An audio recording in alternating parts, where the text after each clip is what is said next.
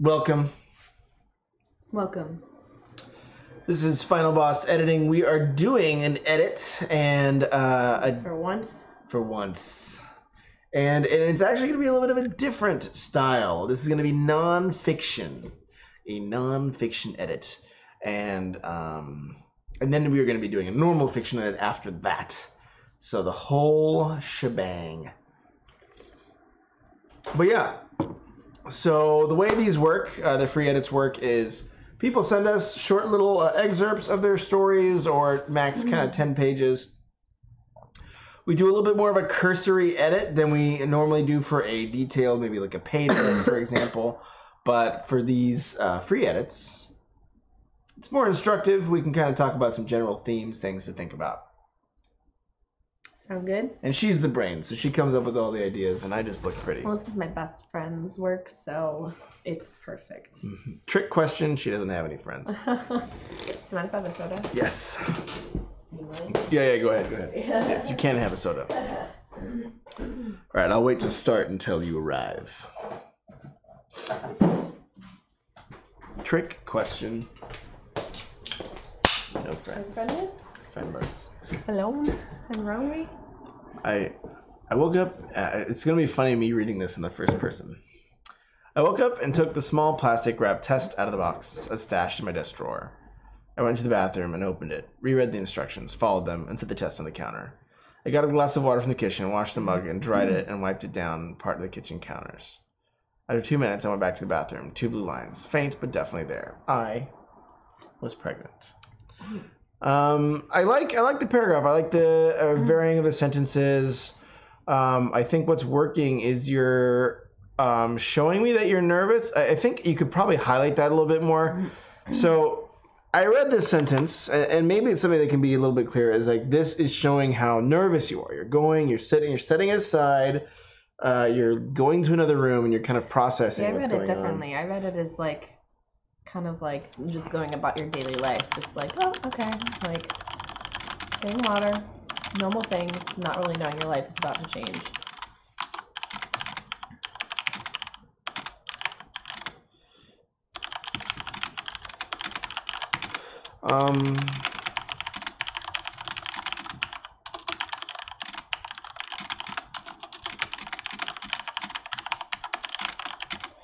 It doesn't have to be a big, it doesn't have to be a big difference here, I don't think. And I think we just need a little more guidance in terms of how to take. So the fact that both the Foxy Lady and I got 2 different interpretations of the goal of that extra little bit of description implies that it probably could be a little more concrete about how it's, or maybe just a mention of the emotions. Like, hands shaking, I got a glass of water. Like, that's a silly kind of example, but that'll give us a sense that this is someone who's nervous, who's putting off kind of the inevitable of like going back to the bathroom and seeing what came out. Or if it's someone who's just, hey, they're expecting this, they're expecting and wanting a kid. I feel like this last sentence tells me that it's a huge, important life change. So like, it's hard for me to see that previous sentence is something you'd be not nervous. Like, I think it, so yeah, I don't know what your goal is, but yeah, I would just rethink how that's going. The balloon of hope that had been rising for the past few weeks expanded. Okay, so there we go. It's a positive thing, but stopped before bursting into full-blown excitement. I was still very, very early. I googled what percentage of pregnancies miscarry, and the top result said comma. Very. All right, should I put track changes? Yes. It's small. No such thing as too small. I'm a weird garment Nazi. I'll put this over here because I don't want drinks close to my thing. I always put my drinks on that side. I'm very weird. That's smart. Balloon of hope that had been rising the past few weeks expanded but stopped before bursting into full-blown excitement. All right, no one's come around yet. Top isn't still. There's a good chance in less than a year. I kind of want to see. So I like this description of hope. I like the balloon of hope. That's. But I kind of want to see what that looks like for you as a character. And that's the thing is, And it's one of like the weird and difficult things, and one of the reasons I very much struggle with writing nonfiction, though I might try at some point, is the fact that you have to develop yourself as a character. And I think one of the things that this is a big opportunity of is like, what does hope look like? Were you smiling all morning? You know, were you writing in your journal? You know, you know, what did this mean to you? And I think that's the challenge, because the ease, like the way that a reader usually processes a character is by seeing how they react to general emotions. Yeah, hope is a general emotion. A balloon of hope is a general emotion, but what makes me, or part of what makes me unique, is the fact that I react to hope in a different way than Danielle might react to hope. And like I might start like writing about it, I don't know, whatever. I might go on a run and be really excited, or I might call a friend, or she might, you know, call her friend who wrote this, or whatever it is. So like those types of reactions are really valuable, and they can give us, especially in short essays, your goal is to have as much of the early, and as much of this whole essay as you can get to communicate the character, because the character is why we care. Because if this series of events is happening to someone I am not connecting with, it won't really mean as much to me. It won't make me really care and have me turning the page, as it were. So a lot of those little opportunities are big in terms of developing character. Oh, there's some nice slippers you got there. My feet are cold. Yeah. Because you don't put the heat on Some and the real... door's open. Turn the heater on. I was just kidding around. And I should close the door though, huh? Freezing your butt off. Yep. Always. The things I do with gloves. He's very kind. Very, very kind. She puts up with a lot. Anyways, okay, great. It was still very early. I googled what percentage of pregnancies miscarry. The top results are so there's a good chance in less than a year I would be a mom. Yeah, it's kind of weird. Weird two sentences together. Yeah. I'm trying to think about what the goal, because these kind of run at odds for this paragraph, right? So the previous sentence is stimulating fear. You're worried about your child. So like this sentence signals fear for your child, while the following signals, you know, confidence that everything will be fine. Nervous hope about being a mom. And confidence, you know. And I think that comes down to like in any revision process, you're gonna, especially for nonfiction, you're gonna kind of go through and have that one line. Like, okay, what is this paragraph accomplishing? Sort of like a slide deck. Fox was doing slides, and you always ask whoever's presenting, what's this slide for? What's it about? What's it all feed into? Suddenly, I had a million more questions and wondered, why hadn't I thought to ask them sooner? First, coffee. Was I allowed to have caffeine? Most mornings I'd be halfway through my first cup, 3 more ready and waiting in the pot. Some studies suggested giving up caffeine completely. But then okay, interesting, okay. But most allowed less than 200 mg a day, which was 12 ounces. I brewed coffee and drank a single cup and absorbed, along with the 2 little caffeine.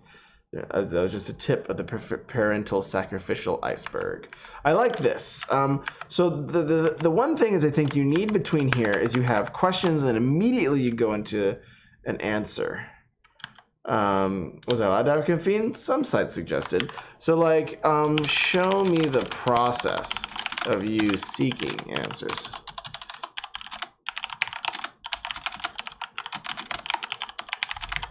Because I think, I do like, because you're trying to get to this point.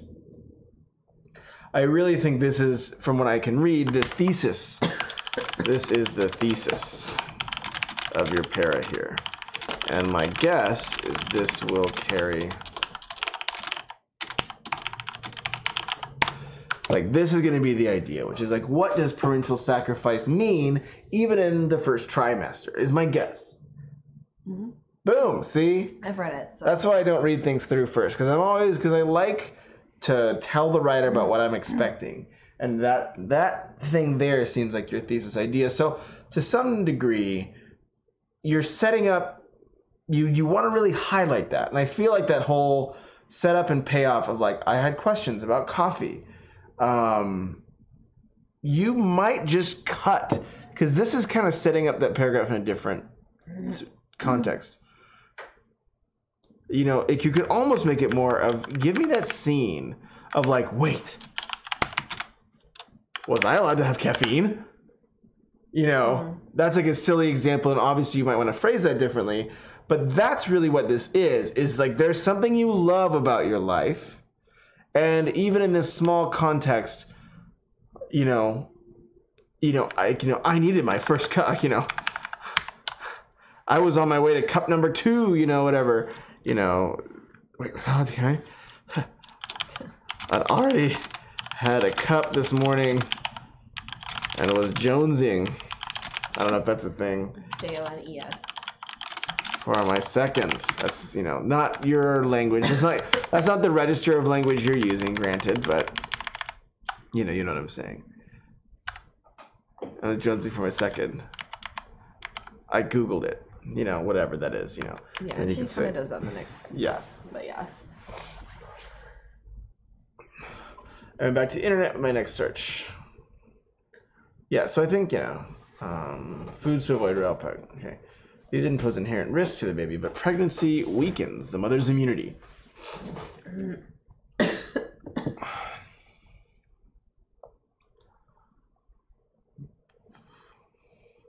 With raw homemade mayonnaise and raw cookie dough are too good to pass up. Confirmed.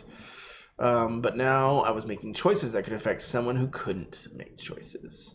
Momentarily, the world felt like a minefield. At any turn, I couldn't unwittingly drink something harmful to the tiny life growing inside of me. Bum, bum, bum, bum. Dinner was good, Casey. Casey, it was delicious. We went to Hawaiian barbecue. Very healthy. And stuffed our faces. Very healthy. Maybe we should. Yeah, if you're still around, we might read your story instead of Corgi's. Yeah. If you're still around when we wrap this up, because I do want to read your story, and Corgi, I think, submitted. I don't know if he submitted at the same time in January. I have it in my. June. Oh, it was from June, really? Yeah, that's what it said on the email. Oh, then you know what? I lied. It should be your turn. Change it. And Casey, even if you don't stay around, and editing nonfiction reflections and Casey's novel. I think it's novel. Sorry about that. For some reason, things got mixed up in my email, but yeah, you're in January. June 18th. Yeah, you're right. Yeah. Holy moly. Mm-hmm. I'm glad you stopped in, because you prevented me from accidentally misordering the queue, which would have been a cardinal sin. You, Casey. I got you. Fox got your back. I hate your guts, so trying to. I hate his. So.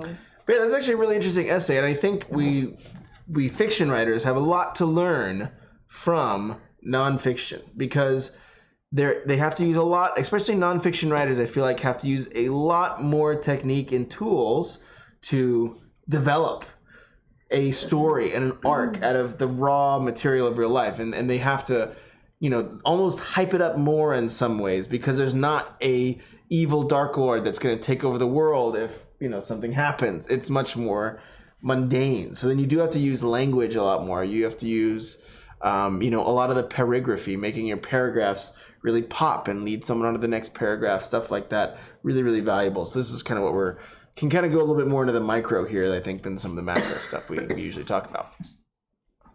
I went back to the internet with my next search. Foods to avoid when pregnant, among others, raw sushi, unpasteurized dairy. Well, I only drink ultra pasteurized, so. I want this, I think, so this goes to one of those things where it's kind of like what we were talking about. You need to dramatize more in nonfiction. And you need to make me feel your emotion. And there's an old phone sales adage, which is, and this is what I'm telling Fox as she's about to embark on many phone interviews, is that you got to quadruple your enthusiasm. And because the phone divides what you sound like by 4. You'll sound 4 times blander. Okay, yeah, it's fine. You'll have another. Okay, Like, for example, it'd be like, hey, this is Jeff. How's it going? Like, very snappy. So, like, that's kind of how these things need to be. So this process, I really want, like, can you dramatize this? Because this is really the middle, right? We've had the introduction. We've had this is the thesis. We're going to be exploring the things I can't do anymore and the cost. So, like, I want to see you kind of having some building dread. Can you...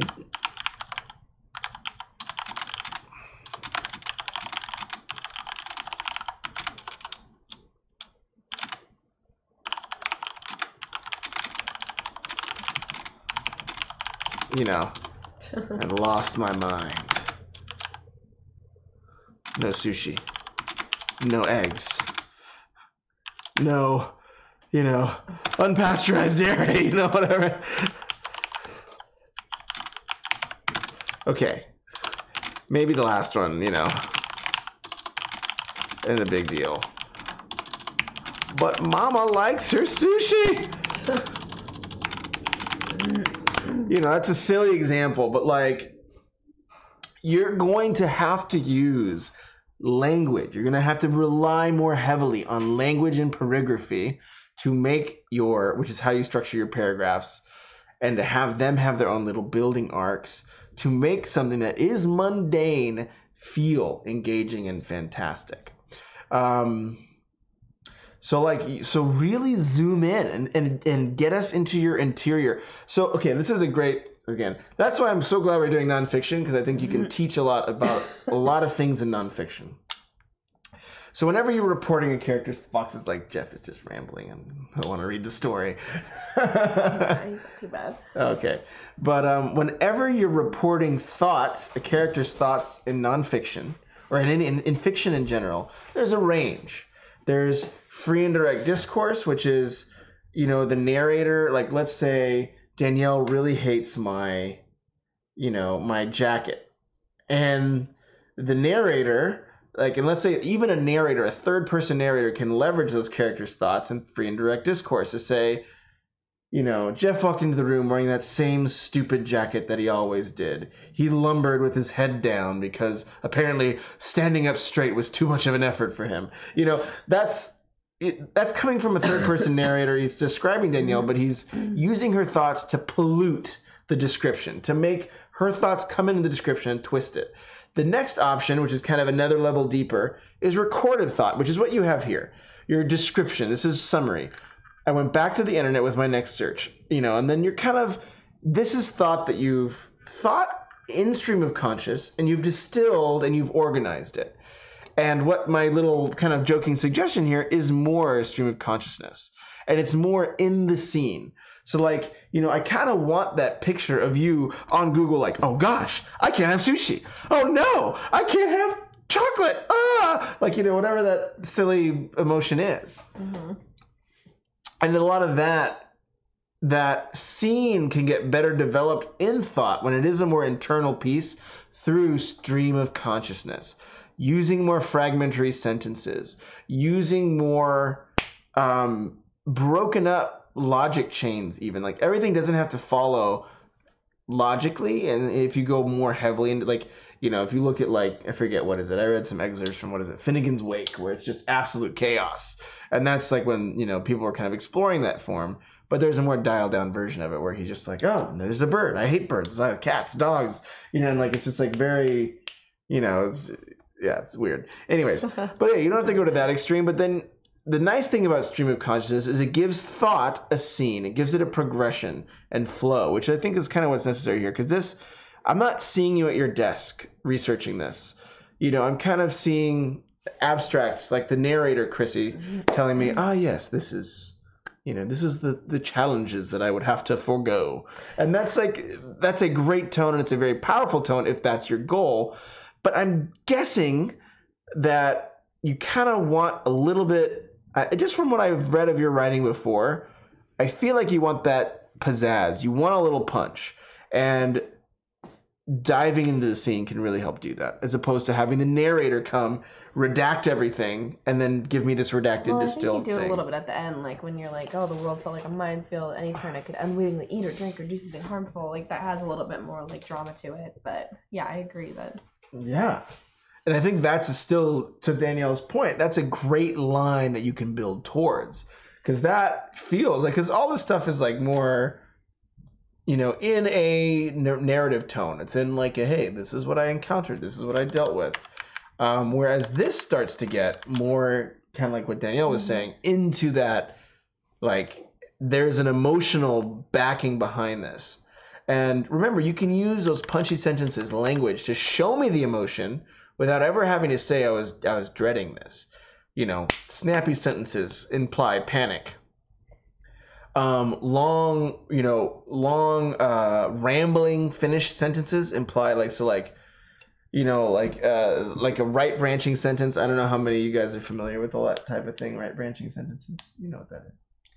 Sort of. Or like your base clause, like you elaborate on something. And then you just keep throwing articles on it. So like I went to Google. I opened the search bar, I went to the Google and searched, for eggs and then other things and then blah blah blah and then blah blah blah and then and it's like all one sentence, but it strings out the ending of the sentence, so that makes the reader keep going. Oh, am I behind on comments? Yes, probably. I'll be around, and then ramp up tension too before resolving the previous complication. Introduce a new one. Very true. It's always have that next complication going.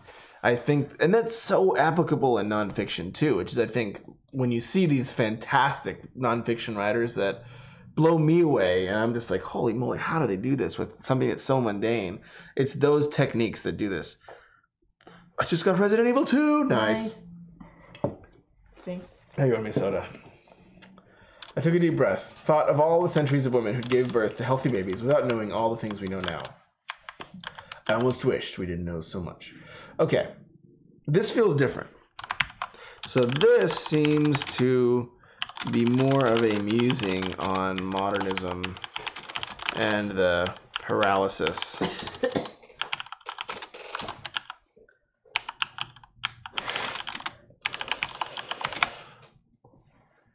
I don't think I spelled paralysis. Nope. But yeah, so that seems like this sentence is kind of taking a different track. Another thing to think about. It also feels like, for some reason, at least when I was reading it, you started off with like, it took a deep breath, thought of all the centuries of women who gave birth to healthy babies without knowing all the things we know now. And it never ends. Like, you never like release the breath. Like, I almost wish we didn't know so much feels completely different. So it feels like you take a deep breath, think about all these things, and you never go, I can do this. Because it, like, the way you wrote that sentence, it very much feels like you're breathing in, thinking of all the centuries of women who give birth to healthy babies, blah, blah, blah, blah, blah. And then I'm waiting for like I decided, I realized I would be okay or something like that. That just feels like the end of a deep breath is when you release the air, right? If Chrissy's awake, you should tell her to jump on Twitch. She can join us for the live stream. I don't know if she has Twitch. I mean, it's a website. It's 10:30. She's probably in bed. I'll text her. Yeah. Anyways. But as the days and weeks went by, I was surprised that my thoughts weren't dominated by fears. Maybe because I was increasingly preoccupied with mounting nausea and fatigue the term morning sickness, not preparing me for the queasiness and lack of energy that permeated my mornings, afternoons, and evenings. 3 weeks after the positive pregnancy test, I was daunted by the idea of a short walk and spent most of my free time curled up in a couch or bed. Food lost all appeal, but every hour my stomach demanded, eat something, quack! In the same breath, it complained that my last meal was a terrible mistake. Is that right? Yeah. Twitch.tv/FinalBossEnemy. That's correct. Okay. She's probably asleep. But... Yeah, she'll be like, huh? Watching the phone. Yeah. She's watched every episode of Downton Abbey. Really? Yeah. She's like so sick she can't even get out of bed. Oh, feels bad.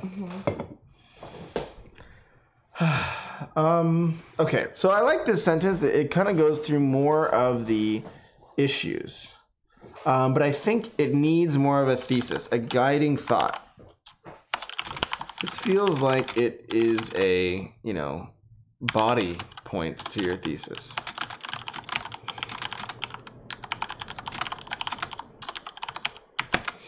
But I want this to have the connecting But it feels like this is lacking connecting tissue.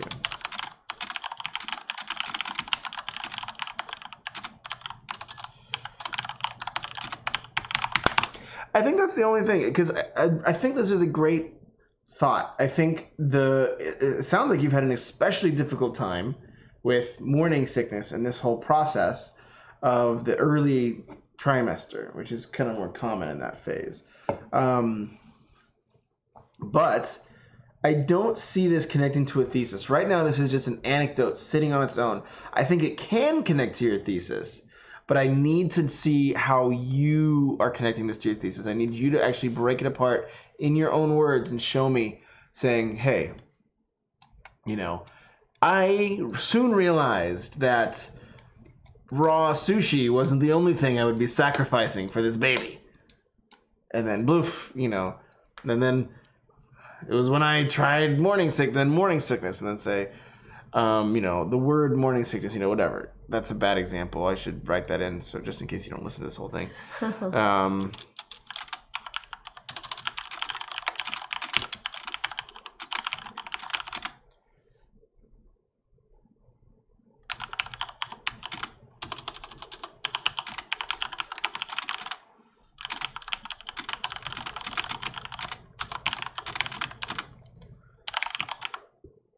Whatever. That's a silly example. Like, you can obviously think of a much better thing, but trips to the grocery store became a trial. This is one of my writing pet peeves. When there's an and, I know there's gonna be two things. Slap my hand. I actually, it doesn't spank the hand. Sometimes it is effective. When the reader has to pause and know that there's going to be something else coming, like when both of those things really need to be equal. But if it's two descriptors, it's usually not necessary. So like, if it's like, it's very rare to find a good example, so it's hard for me to come. But if both of those, subjects or direct objects or whatever are critically important and dependent on each other, then both is reasonable, because it's telling the reader to hold off until you hear the rest of the compound, whatever, direct object, verb, subject. But whenever it's like just an adjective or it's a descriptor and it's not really necessary that I know that I have to pause my reading and be waiting to like absorb this thing as a whole, never usually necessary to have both. So not trying to be a butthead, but just to go through, we became a trial and an adventure as I searched for items to appease my tyrannical stomach. Again, show don't tell. What does that even mean? Tyrannical? Is it beating you? What's that? All this stuff where it's demanding that she eats, complaining that it's a mistake.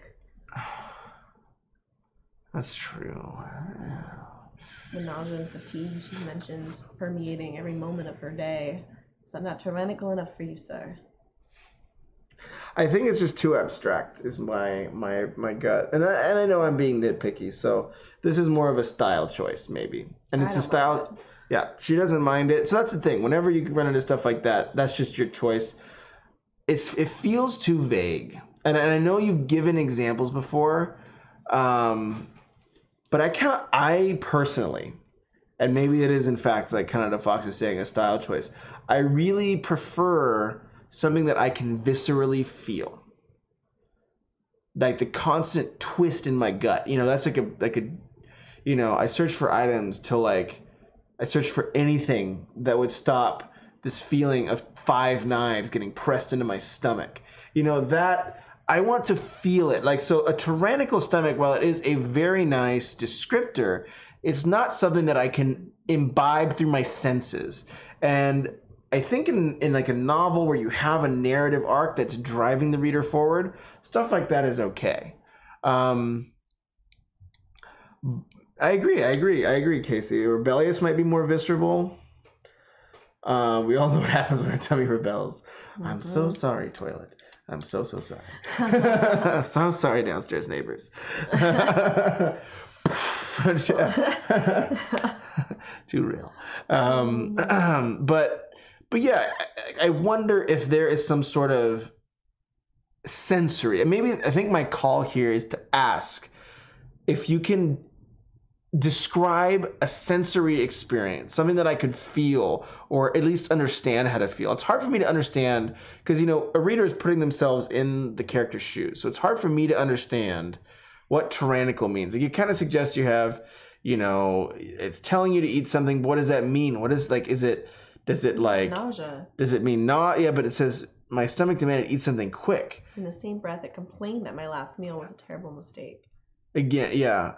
But, like, I wonder if it's just like, but then 5 minutes later, I would be, spitting out sour bile. Like, that's like a much more, that's a much more extreme description when you're talking to a post-apocalyptic sci-fi writer. But I do wonder, I would just challenge. I think these ones are fine stylistically. I think this is the only one where I'm like, just consider a more sensory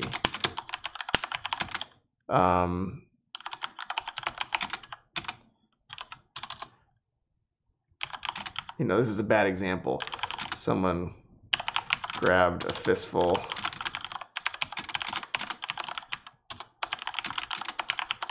and twisted. That's a bad example. Just like, that, like, ugh, like that horrible feeling. And that's like a very ham-handed example of like what I'm kind of looking for. But like,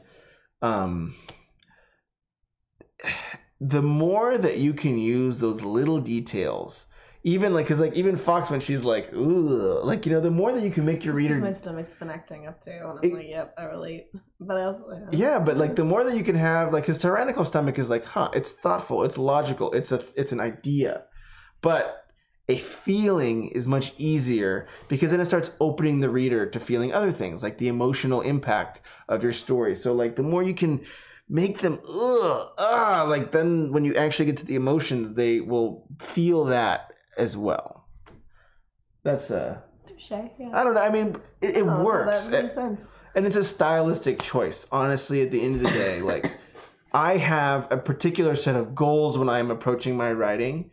And like, you're a more thoughtful person. So I know that you might be looking for more of a philosophical point to get developed. And maybe going into this visceral detail is overkill in that respect. But, kind of the reason you have editors with different stylistic tastes read your stuff is to say, hey, this is an impression to consider. Like, this impression might actually help if it's something you want to develop. Though that is honestly kind of to Fox's point, because it is very stylistic. It's a stylistic choice. I blanched my usual favorites: meat, vegetables, and anything of solid nutritional value. Oh, that's so good. Not solid nutritional value. No. I blanched my usual favorites and gravitated towards items from my childhood. Oh, yeah. Mac and cheese. Frozen pizza, baby. Frozen pizza. Bean and cheese burritos. I learned to stop buying things in large quantities because what called me one day. You could probably use something more concrete there, too. Made my stomach, Yeah. curl in on itself the next or something. Yeah. What does food calling to you look like? And same with associating with nausea. Yeah, like, what I'd be drooling over in the cereal aisle. And be concrete about what it is. Lucky Charms. I was drooling in the cereal. If I can, S-E-R? C-E-R-E-A-L. C-E-R-E-A-L. Yeah. Decoding my. That's another really. Oh, God. That's another really visceral. So I'm a post-apocalyptic sci-fi writer, so I'm gonna lean on the side of like more graphic, visceral stuff. There's probably a dialed-down version of that. But that's what happened to me as a child. We'll never know, will we? Uh-oh, did I lose some? No, it's my chest. Oh my. I need it. Oh. My lips are the death grounds of life. Yes, did the best trace and help? I know, I've been using this just constantly. They went back to dry, blistering death an hour later. Yeah, ow, so sharp. No big. I know, I'm just gonna put my stuff on. Anyways. Hey, sailor, said the hot dog. I like that. Huh? Hey, sailor, said the hot dog.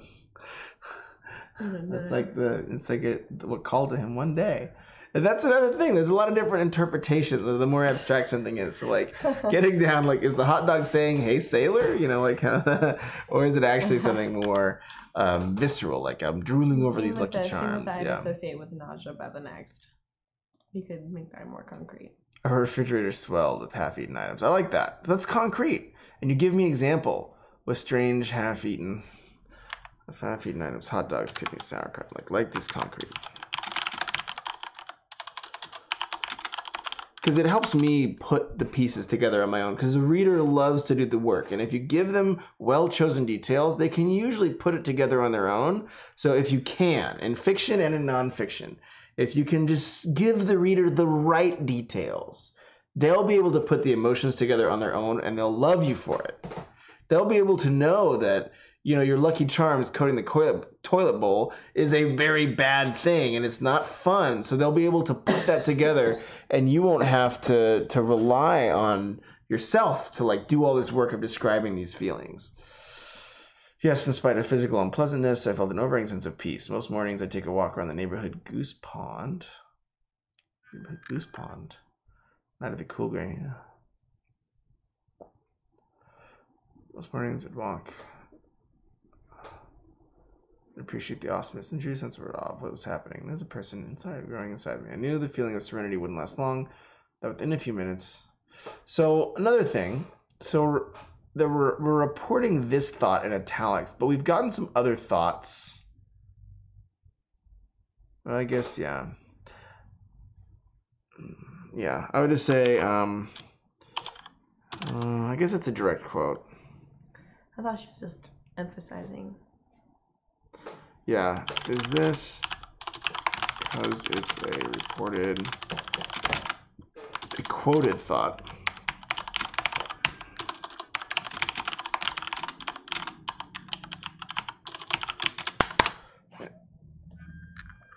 Yeah.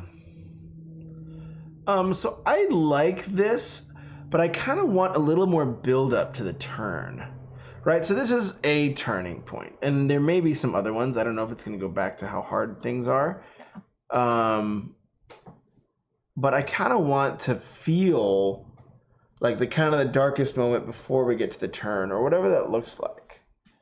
I felt an overriding sense of peace. Yeah, I would like switch that, or I don't know. Yeah. Maybe just put it later. Yeah, because then because then we get another one. Mm-hmm. Normally, when sick, I comfort myself the knowledge will be over within a few days, but 7 weeks pregnant, you're not the exact. Yeah, I think this is just here. That's a transpose.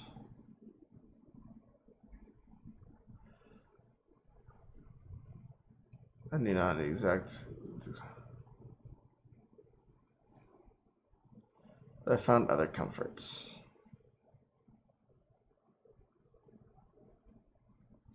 I feel like she can just. This is a lot. You might trim. No, go ahead. Well, I was just gonna say like this is pretty similar to this. You could almost just combine it if you wanted. Yeah. Like, walks by the neighborhood goose pond. You know, the absurdity which needs new graving, but ultimately knowing there was a person growing inside me, or something like that.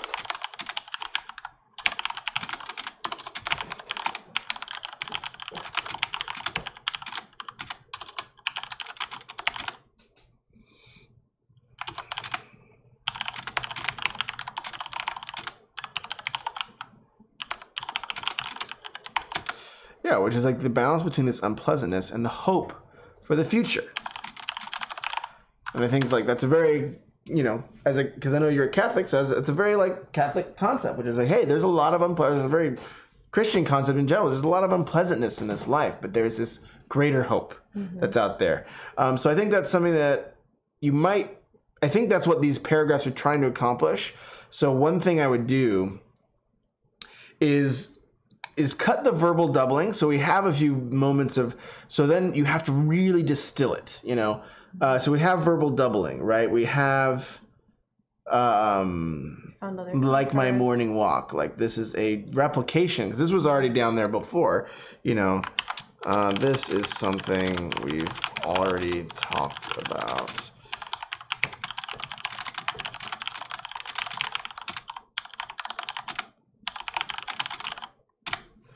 Yeah, and I just say trim the least effective version. Yeah, try and make it all one paragraph, I'd say. Right on the money. I don't think I need to add any more there. It was also humbling. I used to pride myself on eating well, and I thought I'd continue to meet all my nutritional needs. See, but now she's going back to that. I would almost put that later. I don't know. Yeah, she's or going just back to things that are. Yeah, Because she I ends wish on it that was she was over. grateful, but then she goes back to it. It was at the end of the first trimester. Yeah, because we're getting a lot of emotional flip-flop here. And I think I would try to kind of do what you did, I think, in the last essay, which is have the goal of each paragraph in its own line on like another piece of paper, and then organize them on a note card. As silly as that sounds, maybe like a strip of paper, and then organize them in what is the most smooth transition between emotion, right? So this is, this is going to be kind of a crude way of breaking it down, but then this is like sad, little less sad, happy, sad, or like little less happy. Honestly, sad. We'll get there. But yeah, as we get to these paragraphs, I almost don't think you really need it because it's kind of repeating stuff you've already mentioned. Yeah. It's similar, like, things you need to watch out for that, Yeah, and then we have, this looks like sad again. But it's also similar to the healthy pregnancy recommendations, which is at the beginning. Yeah. Though I wouldn't combine that because I think we already got this point. I would just maybe wonder if this is verbal doubling. Yeah. I would. I don't think you need it. Yeah. This. Like it's more like interesting anecdotes, but we already get like the gist of. Like maybe you could go back and add one of those at the beginning, just really briefly. But here, if you're actually looking at an outline, Jeff's right. It's like going into I'm pregnant. Okay, what can I, what are healthy pregnancy recommendations and how does that like make me sacrifice? Oh gosh, all the nausea, how does that make me sacrifice? And then kind of like okay, there's also some okay moments. And then I'm totally skipping ahead, but then you come down to this paragraph where you go and talk to a friend about it who's in her second trimester. And that seems like the natural progression from, oh God, okay, I need to start thinking about all of these types of things and what I can eat. Okay, now I'm going through the nausea and vomiting. No, okay, but there are still some okay moments, and then you go and talk to somebody. Yeah. I know that's kind of confusing. So I don't think you need that part, or I would just add really, really briefly.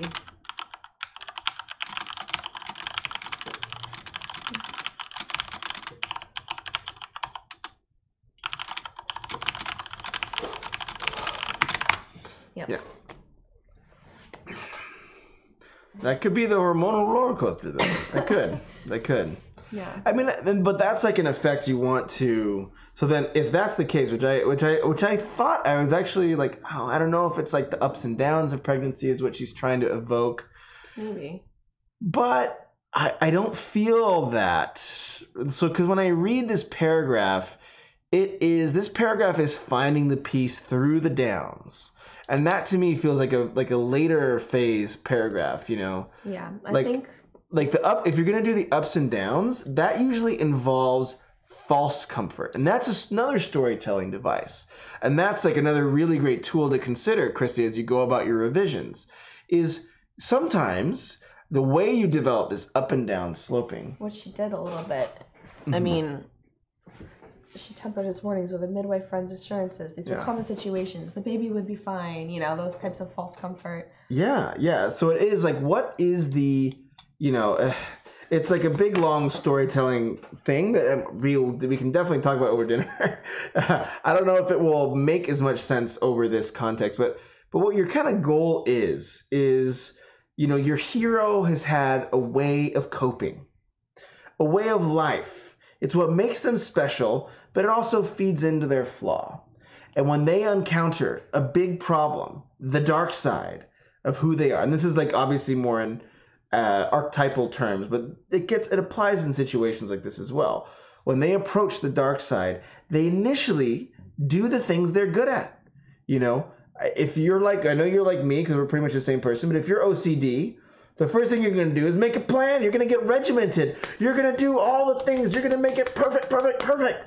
And then, because that's how usually the hero has coped with life. But the problem is that's what's composed and created their heroic flaw. The thing that makes them so good at what they do is what leads to their blindness. So then that's like an example way of structuring this. Is maybe, I'm sure you probably have some examples where your OCD probably kicked into gear and you were like, how am I going to optimize this baby situation? How am I going to like take as much Pepto as I can? Yes, because I knew. And so you have, and Fox is pointing out because she's read it before, you have these moments here where you're already hitting that point. So that's a way to think about it. So then what happens is the hero goes through, does their way, like the thing that used to make them successful, because this is the journey to change. And then they run into the end. They run to the end of their rope. They hit rock bottom. They've been doing what they know, what they've been used to doing. They've been optimize. But then suddenly, that is when they actually face their real flaw. It doesn't work because their flaw is in some ways what's causing it. So then they have to change. They have to accept themselves for who they are and for who they can't be and for who they might be and hope for that. So I think a lot of that, and then they change. They try the new approach. And they, have the catharsis and stuff like that. So that's how some of these things can build. If you want that more up and down structure, kind of like Casey Magnus was saying, is build build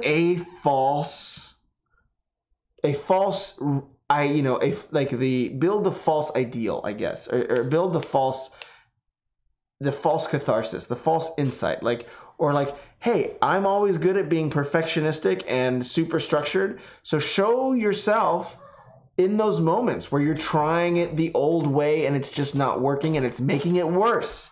And then you try the old way harder and it gets even worse. And then you try the old way harder because change is difficult. And then you hit rock bottom. And then finally there at rock bottom you realize that you can change and that change is possible and it actually is redemptive. It's what you need to do. And that's like it's a very hero's journey story level, but it's something that is very applicable, especially to essays like this. And I think you have a lot of the raw material there. And that just comes down to organization. You have all the raw material for these pieces here, and it's just like, hey, putting them in that order if that's what you want to, if that's what your goal. But if you say, hey, my goal is actually elsewhere, then it's just ordering it to really zero in on that goal. Fox is so patient. Mm-hmm. Rambling Jeff alert. I like it. Oh, yeah. I listen. It's good for your story. Yeah. It's very, very... When people pull that off, it works. It's very hard to link the hero's great strength with the weakness. It's a tough thing to do, in my experience. Because it's like... But it's extremely powerful when you can pull it off. Okay, so I try to comply with all the hug to see... Okay, so yeah, this feels... Because we kind of had this moment of like what felt like authentic peace up here. Mm-hmm. So this feels like a divergence from the authentic peace we found earlier.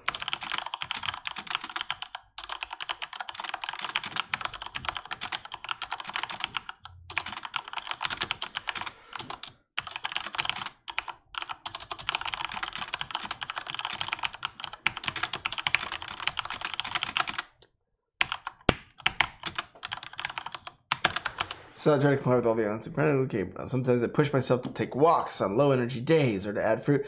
See, this is perfect. I should have just kept reading, but it's in the wrong order if that's your goal. I think you can cut all this to that before. Yeah. Yeah, and just think about that. Build it up. Psych the reader out. Make me believe, like you believed, that is going to solve it. That's your goal in the next draft. If you want to build that type of narrative structure. Up to you, obviously. But try to make me feel what you're feeling in this paragraph so that I believe that if you just do things perfectly, it will work. And I'm a really easy sell in that department.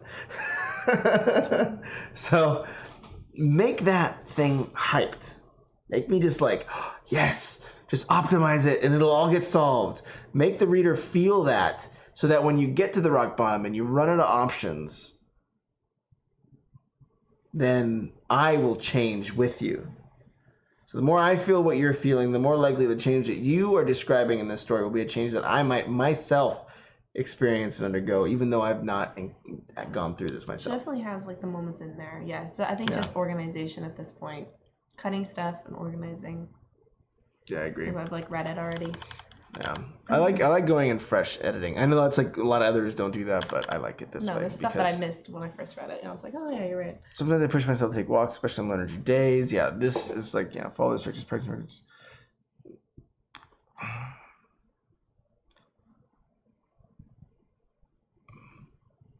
That's more comforting than frightening. That seems also again a little at odds. So this is a good insight, but this feels like a different stage.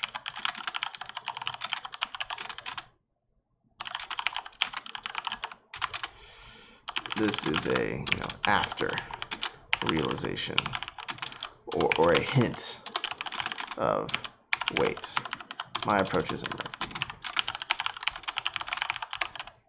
And I think that's what you need, is you need to do your approach, and then the hero, the character says, wait, this isn't working. What do I do? And that's when you start to get the change going. I think that's what it kind of transitions to here, but I think, yeah, I would tighten that up, bring that stuff up earlier before the peace moment, and then from the peace moment, go to this. A few weeks, and pregnancy got coffee with a friend in her second trimester. She described the first trimester as a prenatal purgatory. I like the comparison. The idea that discomfort wasn't wasted, but rather could help cultivate certain virtues, and also as awareness of our own weakness, our dependence on God. In an optimistic moment, I imagine at the end of 12 weeks, I'd be transformed, serene and smiling, the pace of difficulties or pain. Unsurprisingly, okay. This feels like it's tough. There's a lot of different ideas. This feels like a different train of thought. I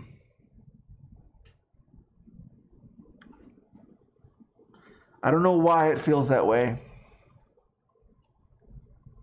I think it's because of your friend. Earlier it was about sacrifice.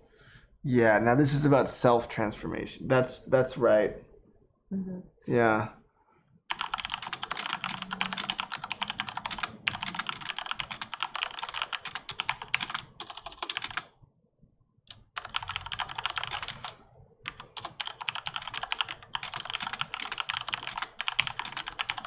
So another option is if you want to keep this idea, you still can build it into that narrative structure. Maybe it's the second false positive.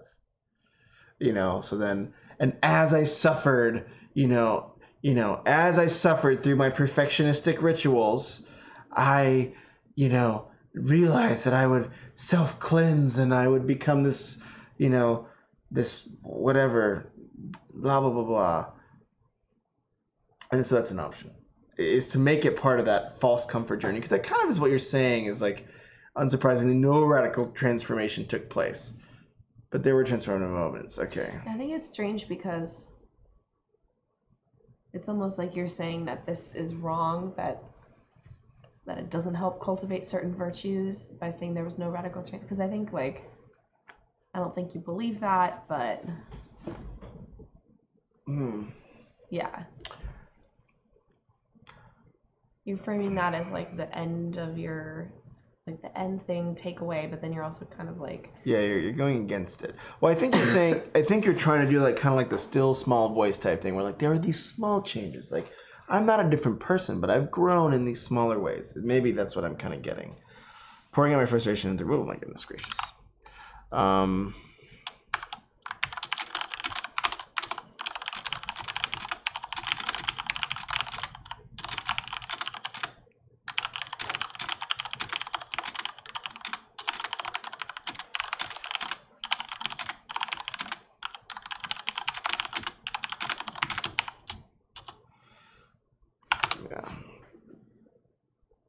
escape the feeling. Demand only exacerbated the experience. The demand. What demand?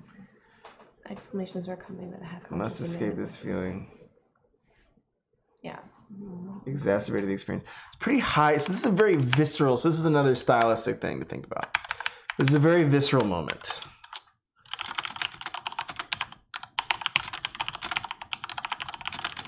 A very described in a high register.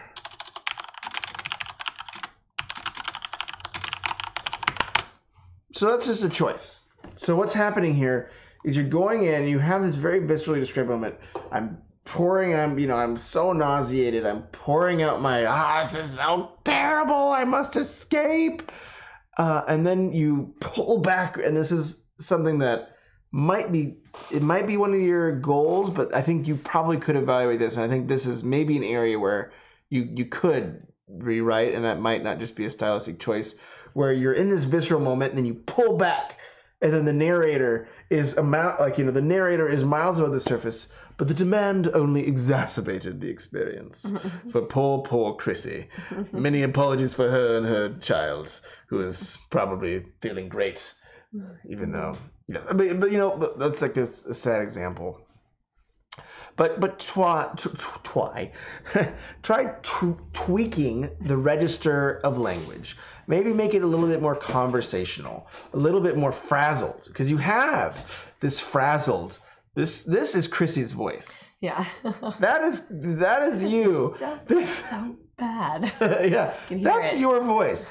This is not Chrissy's voice. This is a distant Chrissy narrator who's redacted all this thought and this emotion, and it's your formalized narrative voice, perhaps, where it's someone who's coming in, who's processed all the data, who's put it into a nice little neat package, but that demand for escape was in fact a false positive.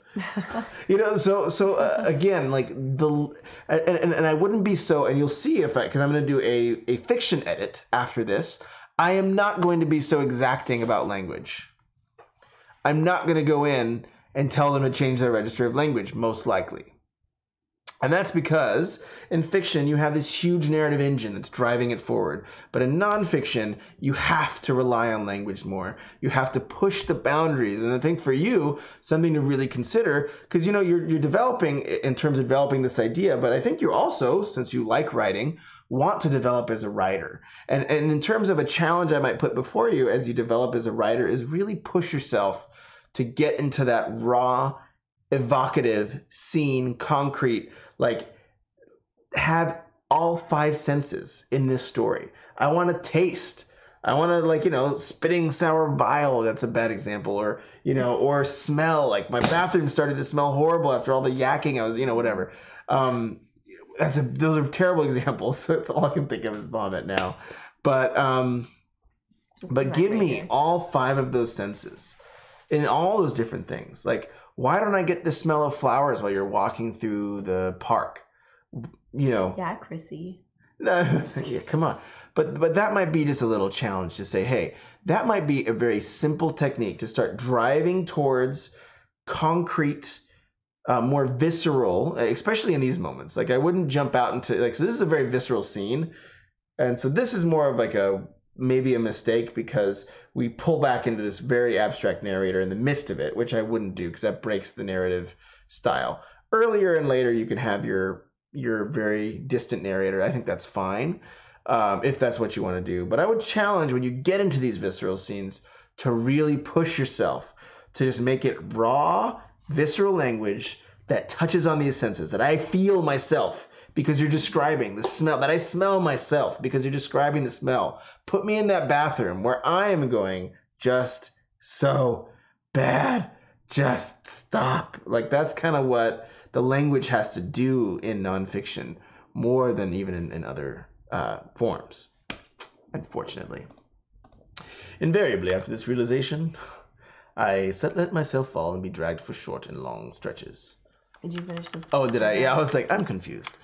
Okay, for the most part, there was nothing I could do. The realization didn't change the physical experience, but it transformed it from one being roughly dragged across uneven ground to that of hiking up a steep incline. Unpleasant, but not insurmountable. think that... Oh, my goodness gracious. Wrong button. I still fell.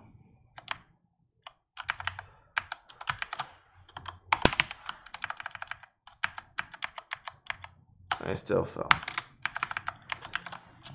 And some days, you know, some days, the sickness dragged me. Still.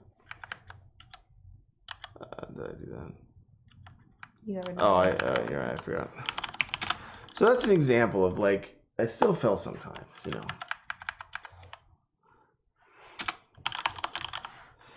And on other days, the sickness dragged me. But whenever I stopped, but I realized I could stop and pick myself up. I was surprised by how much I was capable of doing. There wasn't anything Herculean about the things I did in this period. I had the huge advantage of working at home and a flexibility to take breaks when I needed them, and a husband to lean on for help with household tasks. Still, it was oddly empowering to rise to the small occasions, getting through a meeting at work when my stomach was threatening to revolt, doing a load of laundry on days when just getting off the couch was a small victory, or caring for one of our chickens when she became the target of vicious pecking. Miss Clucksworth. Which one? I bet it was Miss Clucksworth, or maybe it was one of the. Miss the Clucksworth golden was the antagonist. She did it. Yeah, or one of the golden culprit. ones. They're kind of sassy. Yeah, Miss Clucksworth. Is that the sweet one, which is Miss Clucksworth? No, that one's Puka. Puka. I bet it was Puka who got picked. Puka got attacked by Miss Clucksworth in the library with the lampstand. Puka's so Clue. sweet. I'm gonna get that Clue reference. Yeah, of course. Best game ever. Puka. All right, the 12-week mark. I went to the door for my final semester ultrasound. Unlike the indistinguishable shapes that appeared, was unmistakably a baby, and it moved, arching its back to assume a more comfortable position, raising its arms in response to a strange object pressing down on the walls of its home. This is what my body had been working on to nurture these past 3 months. I kind of want to get a little bit of feeling. I don't really. You don't dive into your emotions here. More. Why don't you read the next paragraph, mother lover? Wow. Excuse me. Just read it first. I know that at no stage of pregnancy or life is there an all clear from danger, but seeing that little person move, hearing its heart beating, I took the lid off the hope I'd quelled since the positive pregnancy test. I was flooded with excitement, the nausea, the fatigue, the fears, all faded from the forefront. I thought to myself, you know what, kid? You're so worth it. So you evoked a response from a reader. That's wonderful. Is she gonna cry? See, that's best friend. It's our first kid. No, I know it's awesome. I mean, but that's the beauty of story and of these things, and that's why getting to these visceral emotions and getting to your voice. The reason the ending is impactful, especially to Danielle, because it's not at that moment. I suddenly discerned that even through the pains, childbirth was a positive in my life. So again, that's one of the reasons I feel like, and this is my impression as someone who's edited a lot of your work, I feel like you have had this background of essay writing, which is usually very formal. And you have this fantastic voice. You have this amazing narrative voice, and it's trying to break through this wall of all this experience, getting told to write a certain way and at this certain sense of formality. And obviously, I think there's a lot of benefits. Like, I think things like outlining can help make this really transformed. But I think this is the reason your ending packed a punch was because it was that voice punched through and got through the narrative. And to some degree, it is more pronounced because you did have some stuff in a higher register, so that more visceral register hits more. But that's the amazing thing about this stuff, is if you really pull it off, the tears that she's crying are the same chemical composition of tears that, that's what's crazy about fiction. As I say, the tears that someone cries when a character they like in fiction, is successful are the same chemical composition of the tears they cry for their grandma or somebody, like having whatever. So, like, those are some really powerful things. So I think just anchor into these moments And you really do zoom into a scene really well. Oh, Foxy. Give her a yeah. Yeah, that's right. That's right. God. Thanks. What about kiss? Yeah, that works. There you go. All right. Yeah, this is your voice, and this is what makes your work unique. Great ending, and give me more of this voice. Yeah. Okay, so You can go back now. Okay, I'm gonna go back now because you can. I just wanted you to at least finish it and know that she does have a good ending. And I think so. Then my actual note here is I think the problem is paragraphy. The problem here is that the paragraphs are organized funny.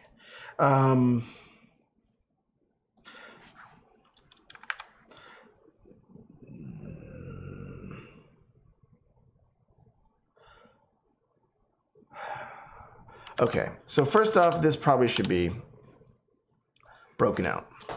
I think this lead-in struggles due to paragraphs being broken up.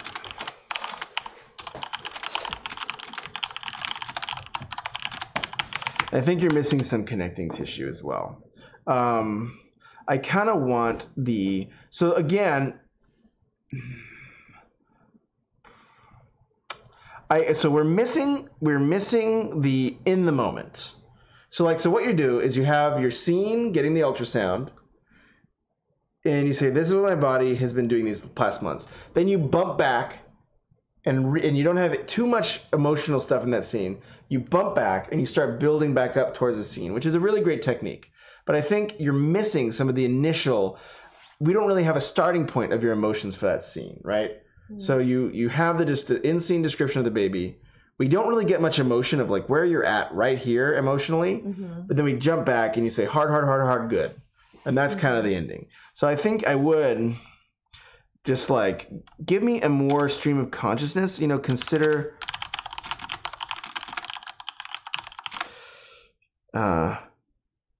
just meditation.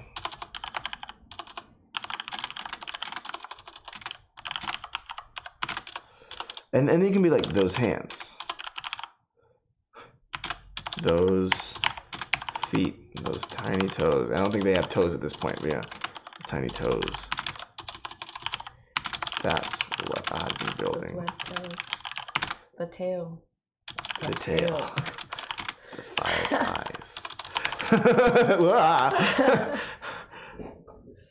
So that's a short example. I think that would be expanded out, expand something like this. But yeah, so just give me this raw stream of consciousness. And then, because this is still less raw. This is still narrator until you get to this. The very end is raw. This is all, I was flooded with excitement. Again, flooded with excitement. My heart pounded. What does that mean? What does flooded with excitement look like for you? Again, give me the raw version of all these sentences. And that might be something of an exercise, is go through and pick each sentence and say, how can I write this in a more raw, visceral, concrete way? I was flooded with it, my heart pounded as I stared at the monitor, mouth open, the nausea, the fatigue, the fears. What were they? I didn't remember. I forgot every morning. I forgot the morning. I forgot that this morning, I forgot that this morning I was vomiting over the toilet. I forgot that, I couldn't eat sushi. I forgot that I had to worry and sacrifice all these things. The only thought that entered my mind was the words, what, kid, you're worth it. That's... Come here. It's going to be...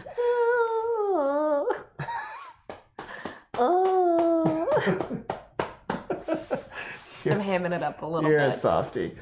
All right. Great job. Great job, Christy. This was a really fantastic work. I'm going to pull this. Oops. Oh, if I can not mess up my computer while I do this. It feels bad. I'm going to pull this down. And then I'm going to pull up Casey Magnus's story. Oh my gosh. No, I did not want to archive that. Ugh. Dang it. Oh, God, I hate Google sometimes. How do you unarchive? How do I undo?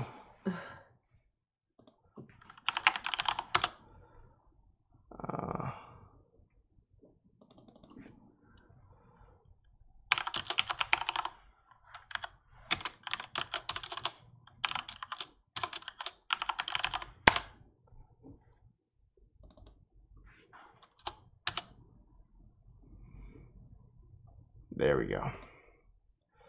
Ha! Boom. Gosh, I'm good.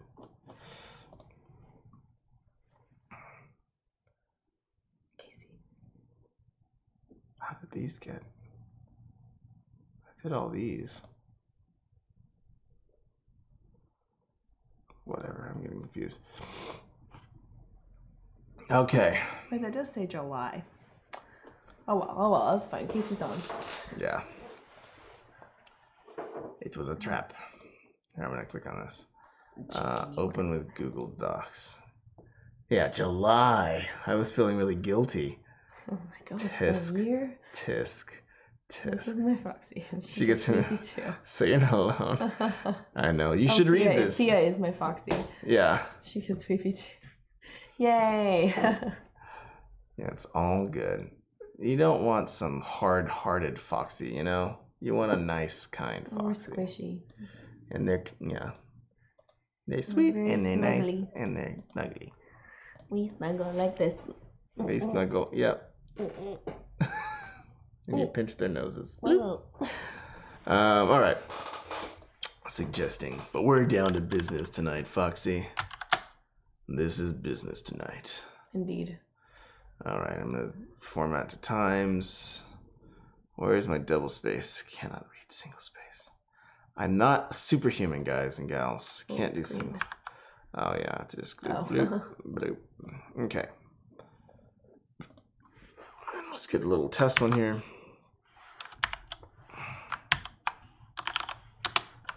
All right, make sure that looks good and it's visible.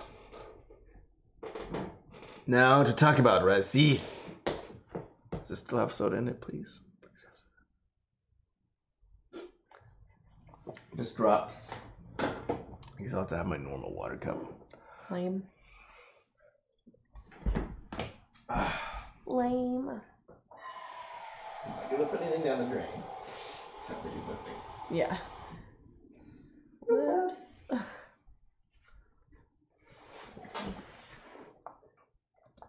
July? I thought it was Jan. Technically, it was July 1st. We'll let it slide. July 1st. We'll let it slide. I don't need my headset. I'm watching you, Casey. We're watching you. Gonna pull a fast one on us. No, I'm on. Well, maybe it was. Here, so. Let me see. Maybe one of them was in Jan. Let me look now. That's No, July 1st. Welcome to Pass It to Foxy, or even tear it up on stream. But if you stream it, I want to be there to defend myself. Well, you're here. Bring it on. All right, Racine's world in a rain of blood as the drums reached a furious crescendo. It sounds like my Saturday, right? All right. Her wavy black hair whipped behind her, while the dress she wore flashed with color in the sound. Okay. Wavy black hair, her wavy black hair. Her wavy, I don't think you need a comma there. Whipped behind her while her dress. Yeah, it's Evil Fox. Whipped behind her. I don't think you need all these commas. Her wavy black hair whipped behind her while the dress she wore. I would say her dress, maybe. Sorry, I'm only going to go like more flash with color and sound as the bells woven into its hem threatened to fly away. Her mother and the caravan, whoop whoop, caravan matrons surrounded her as she danced, dipping their fingers into bowls of fresh lamb's blood, flicking it onto her. The ritual. Sounds like a Tuesday. Sounds like a Tuesday, yeah. Standard. All right. Flicking under the ritual is known as the old. I remember reading this before. Really? Yeah. Mm-hmm. Oh, that is right. I think I have read this before. It's a lot cleaner. Yeah. It's a lot cleaner. Yeah. It's a lot sharper. Okay, so this is a thing. So because a lot of this entering, this opening paragraph is relatively operating the way I think it should, I think the only thing you should really think about is paragraphy. You do want to start, and this is kind of a similar note we were giving to the nonfiction writer, was you need to give your reader white space, and you need to really break up your ideas with thought. And I think you're doing that. But paragraph switches can really help us. Maybe my little blog post about this video, which I sometimes do if I feel really saucy. Maybe I'll talk about paragraphy and some of my ideas around it, because it's something that very few writers talk about, and it's something that I still don't fully like. It's like such like a intangible thing where you can never be like, well, maybe those ideas are connected or they're not connected. But hopefully, maybe I can talk about some of it. The ritual was known as the Ovai El-Zesh. Whatever. A celebration of her newly achieved womanhood. The dance was a signal to the rest of the clans. So this comes down to verbal doubling and overstatement. She was now of marriageable age. So and it's funny because anything you can cut in your prose to make the prose more immediate is usually a victory. The lambs were an offering. They offered the lambs to Dalfriora. So again, because we changed it, it was starting to become more passive voice. Yeah, the dance was a signal to the rest of the clans that she was now, they offered the lambs. No. The lambs and offering to Dalfriora. Yeah, okay. The clan, maybe. It would be the clan. Offered the lambs to Dalfora, the blood symbolic of resist mythic and transformed. The drifting haze of cloying myrrh. Modification from girl to woman. Wow. Yeah. And this isn't third person. So yeah, I think the one thing is this is a lot of... So because I'm getting a little bit of verbal doubling here. And what that means is the writer, at least in my case, which I do a lot. This is one of the reasons I pick it out is because it's something I find in my writing all the time. Is that I don't trust that the reader is tracking with me, so I sometimes say it again. So like we already have this achieved womanhood. Now marriageable age. Yeah. So this whole section, this is kind of a repeat, a slight repeat of the first sentence, and can probably be combined. Like the ritual is known as blah blah blah blah. The blood celebrated her transmogrification, celebrated her the lamb's blood celebrated her newly achieved womanhood. She was now of marriageable age. The drifting haze of cloying myrrh. So that would be like my attempt at rewriting it, but that's some food for thought in terms of piecing this apart a little bit and combining those times where you're accidentally restating an idea earlier in the paragraph.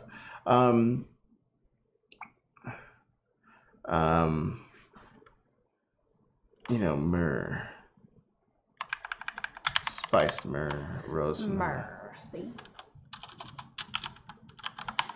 Spiced myrrh, rose from the barriers, friendly tent. And then I would jump into another paragraph here. Rajith couldn't breathe. Hardly. So remember, found it difficult. And it's funny, it's actually kind of weird. It's happened in so many edits where like there's always some similar issues that both writers are dealing with. Which makes it easy to, kind of have sort of a theme for the edit. Which is like found it difficult. It's a very high register of language. People are just fancy, Jeff. It's true. I'm like that. No, I agree, and I think it has its place. But there is definitely trade-offs. And it's just going in knowing what you're in for, right?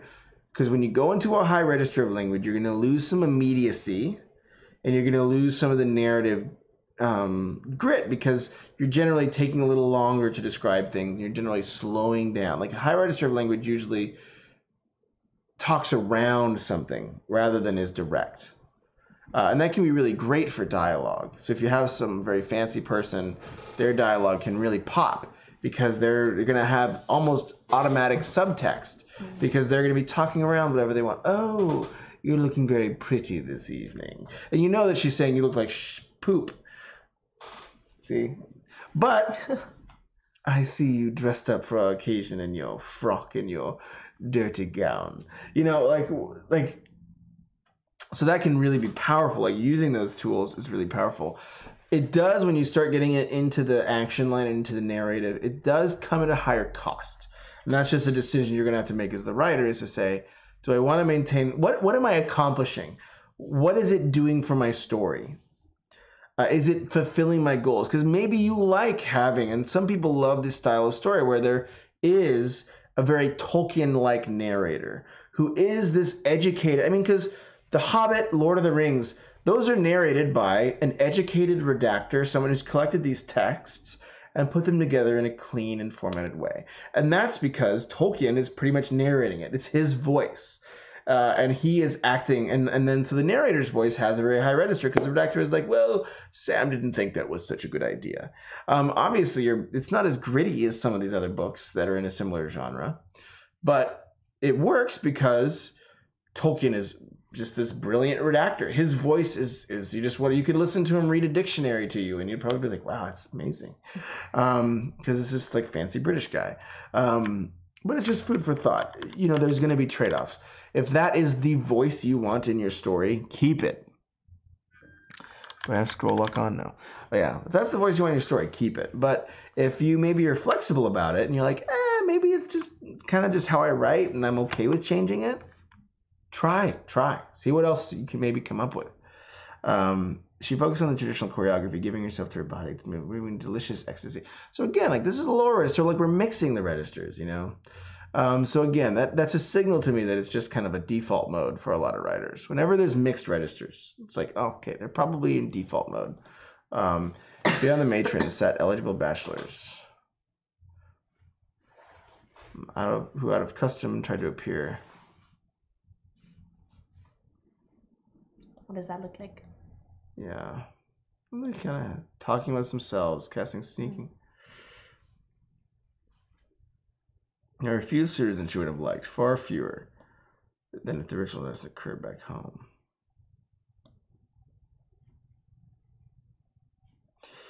Yeah, I think the one thing I'm missing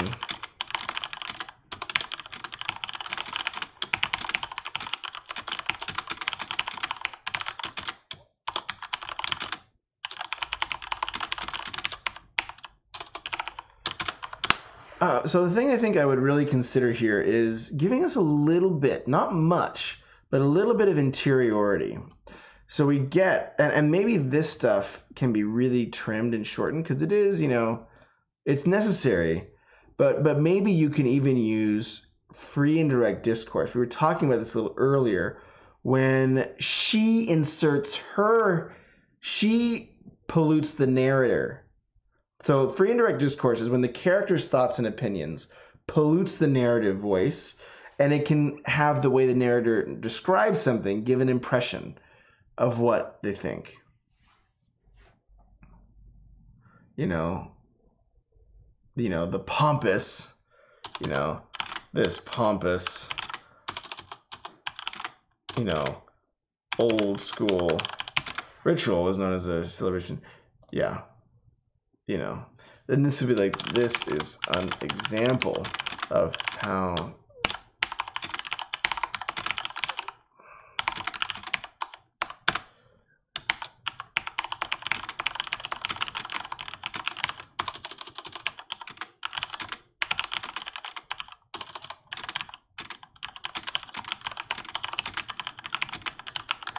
and I think that's one thing is to really consider, and I'd love to get your thoughts on this. Like, hey, feel free to say, hey, Jeff, this is not the type of things I'm looking for, and I can change gears. But I think this is a really critical note for you. and to think about is I really want to feel her emotions because the description, and it's beautiful, and you actually do a really great job with description. It's much stronger, I feel like, than when I read this last. Yeah. It's like night and day stronger. Because I remember I was like, oh, interesting. But the thing I would really push you towards is not just telling me in beautiful language what it is, but how I should feel about that. And the easiest way for a reader to access how they should feel about something is to give them access to a character's feeling, and they will initially adopt it. So she's excited. She thinks this is the old way of life, and she's the new blood, and she's going to come in and fix this village and screw all these old pompous windbags, you know. Or she's scared. She doesn't want to. Or she's like this, honorable, horrific ritual. Whatever those, that's a bad example, and obviously you can put them somewhere else. That was just like a total random, just like, what's the quickest, easiest way to describe this, to illustrate this? So, this is all this is all illustrative. I would recommend you actually look for the right place to put it. But yeah, free and direct discourse is maybe just a tool to consider. Add it to your toolbox, and it really can help you hint at those feelings before you get there, so that you're already building up momentum, maybe. But I'll keep reading. I'm going to keep reading. Her wound had come earlier than she expected to surprise both her and her mother. Only 5 days after the caravan had started upon its journey. Her wound? Oh. Is that I thought that was what that was, but I guess that's like a... I'm assuming, at least. That's what I was assuming, too, but I was like... The lady wound? Yes. Man, both of our voices are so raspy. It's like, welcome to the final boss. Too. I can't hear it. Can you not hear it? A little bit. I can hear what I have. Yeah, sickness. Only 5 days after caravan started. It was almost 3 months ago now.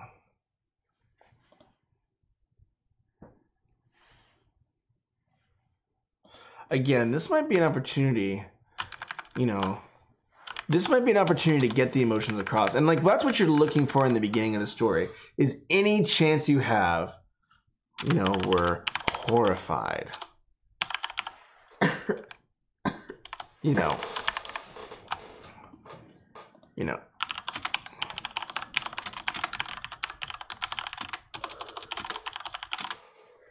Emotions, etc. Take it. That's a bad example. I don't know how they're feeling. That's the challenge. We're getting all this facts, but it is very distant, And again, what characterizes narrative distance is the lack of emotion. A distant narrator is a scholarly narrator, and the Americans, gave smallpox blankets to the Native Americans and made them very sick, and it was very sad, but that's not the betrayers, there's not the feeling of that's a very historical description. And I think that's something that I think whenever someone says we want to hear the writer's voice, that's what they mean. What's your writerly voice? We want this to be voiced. It's I want to feel something when I go into it. It's very pulled back right now. Maybe that's part of your goal, and you're trying to kind of have this girl's journey and this people be kind of this, because it's very cleanly written. It's very sharp, and it's very clear, which is great. I think you have how to structure a paragraph, how to build imagery really well locked in so far. So then I think, it's sort of it's the joy of writing. Well, once you've solved this problem, then there's this problem. Once you solve that problem, then there's this thing to fix. And there's this endless thing of the next biggest thing to work on. But that's just food for thought. I think it's working in many ways. But it's just is there a way to turn the volume up more? I think there might be with some of those types of things. Where would her wound? Okay, I'd come early. The ritual itself. Yeah, why does she feel about this? How do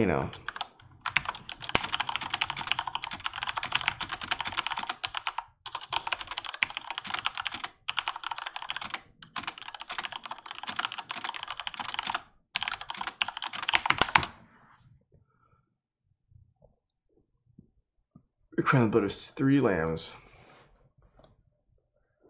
At passing farm, spring lands had already been given to the gods or tables. For the last full moon, they had found a farm which had the requisite 3, but her father, shrewd and stubborn to the last. So here we go. Desperate please.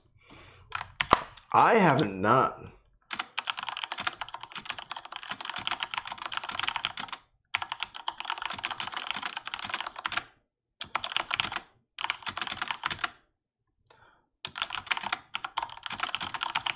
I think that's really valuable you have that here. And I would just like maybe have relief characterized, like, thank heavens I finally am going. I don't care. Give me all the myrrh in my face that I can take. I don't care. I'm just so glad I'm finally going through this ritual. You know, that's really fascinating because like that's a little piece I missed. It seemed like she was going to miss tonight's full moon as well, postponing another month. But California.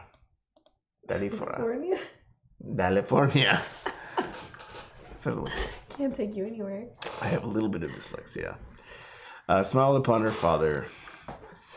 Struck a deal with the passing shepherd. He traded a pint of whiskey for the lambs and crowned the bargain. Crowed at the bargain.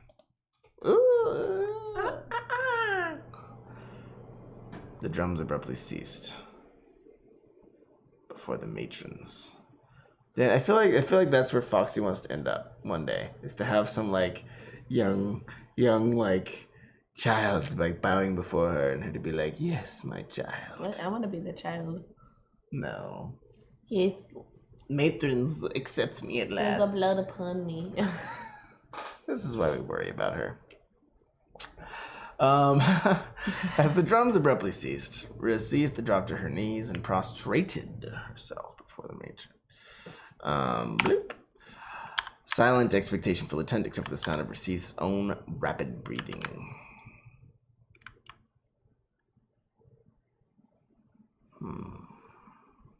The crackliness of the braziers.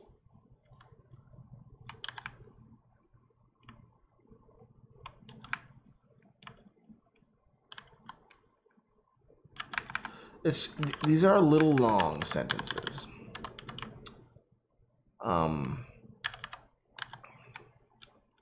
I don't think that's the end of the world to have long sentences. I think long sentences are good. The one risk is there's not a big action happening in it. It's just kind of this atmospheric thing. So I think it works though.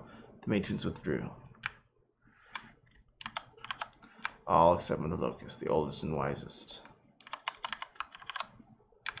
The caravan's only Pilar. Is that a proper noun? I'm guessing it's a proper noun. Racith did not move from her position as implied.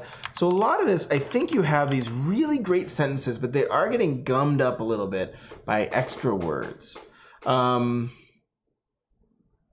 going to write that little note here just so I don't forget it when I get to the overall. You have this really great... I forgot to do an overall for reflections. Yeah, we can do it later. Yeah, we'll probably be editing it again. That's true. We love you, Chrissy. But we know perfectionism is a thing. It'll be in like 2 days. Don't worry, I'm going to start sending you short stories, Chrissy, to edit. Be careful. Be careful what you wish for. Yeah, you should have sent her the distributor. Oh, gosh. Yeah, maybe.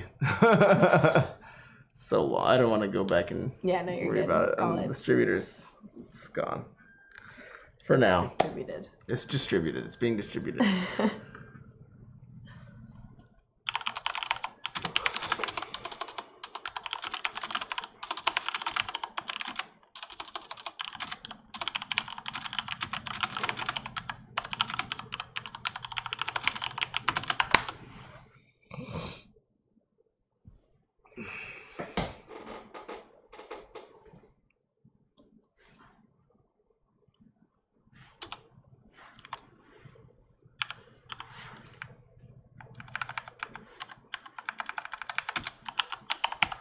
Just a little. It's another example of just like making it more active. So it's up to you though. Mother Locust's tired voice rasped. The wound of California is inescapable. I'm gonna keep calling it California. I just think of that Red Hot Chili Peppers song, Danny California. Danny California. Rezeth, for one cannot become a woman without the continued sacrifice of blood. The great Sister Moon has embraced you. Yeah, you should read the old lady's voice, actually. The great Sister Moon has embraced you, drawn you close, shared with you the secrets of womanhood, and left your childhood upon the road behind us. The first steps of the dance are performed by a child, but as the music ends, you rise a woman. Lasau Rossi. So send that to my voice actor guild. It's my raspy voice. That's true. She just has to be sick, and she can be a great voice actor. Drew yourself up.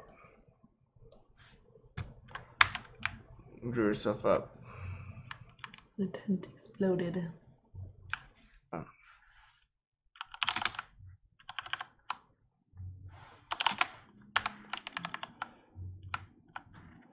Music started. Why do you need and? Resumed.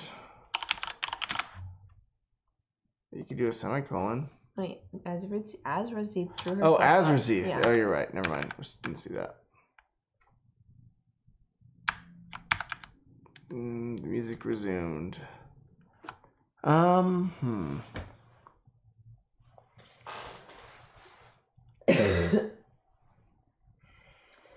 Okay. So I'm going to give you maybe a trickier note, a little bit more, I would say, advanced. So take it or leave it. But the one thing I think that you might want to be really considering is how to work in a goal, a problem, or an obstacle. How can we get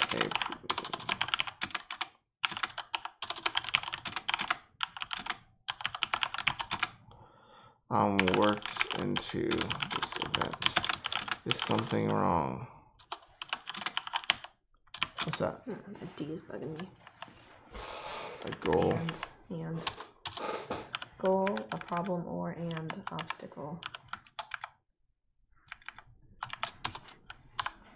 Okay, cool. Is something wrong? I think that's why, that's why the feelings are so important.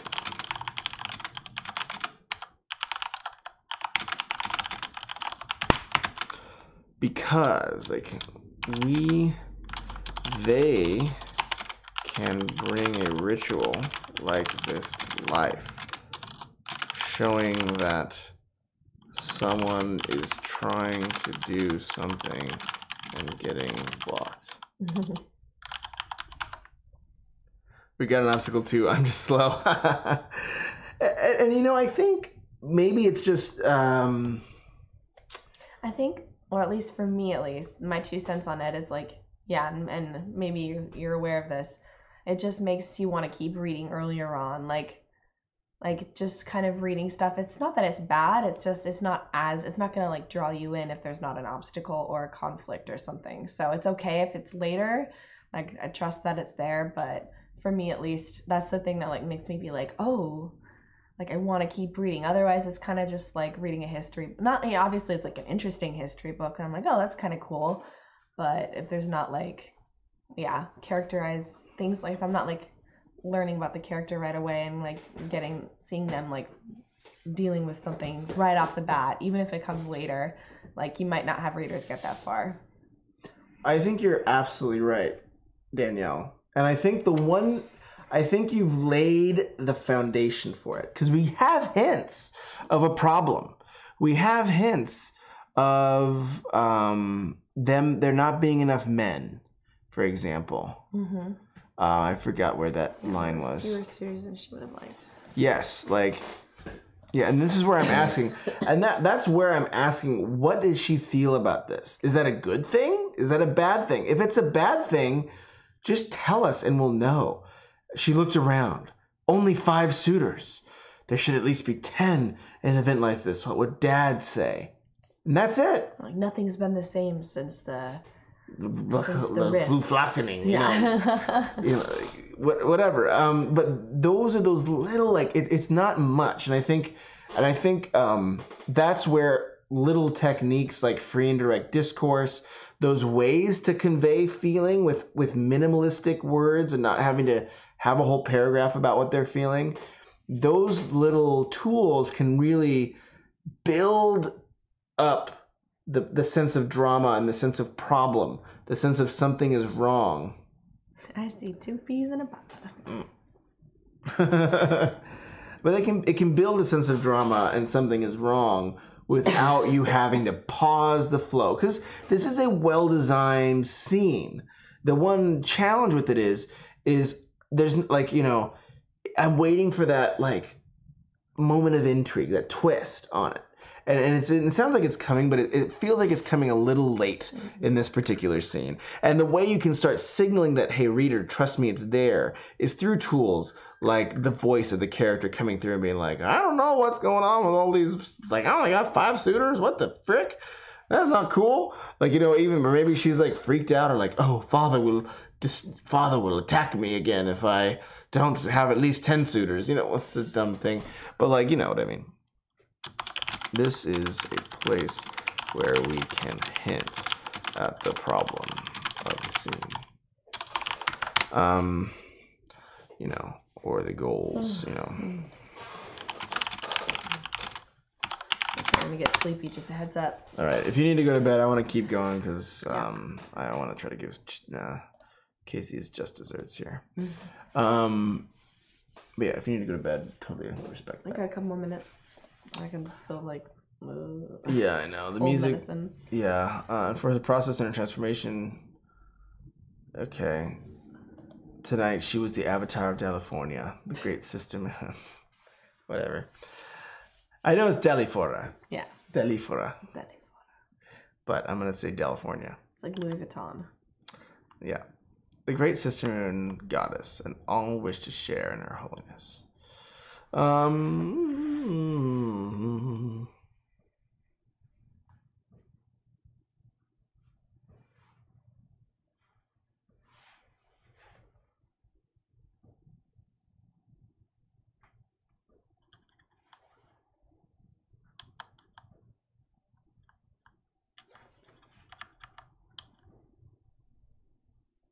So we're getting some, she's shouting something or she's like squealing in surprise. So like we get this positivity, this positivity indicates, that there isn't a problem.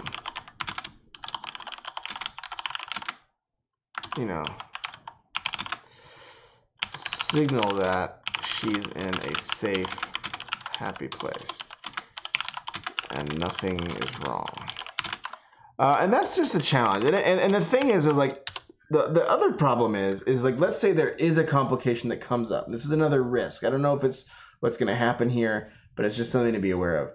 If a complication does come up in the scene, but she is not directly involved in it, that could be another problem, right? Because you've set up this protagonist, and I'm not sure because I know you've edited a lot, but then if that problem goal, if she doesn't come out of that problem with a goal as the protagonist, and there's something that's going to be a problem. So if it's her dad like having to do something, or if somebody else solves it, those could be some risks.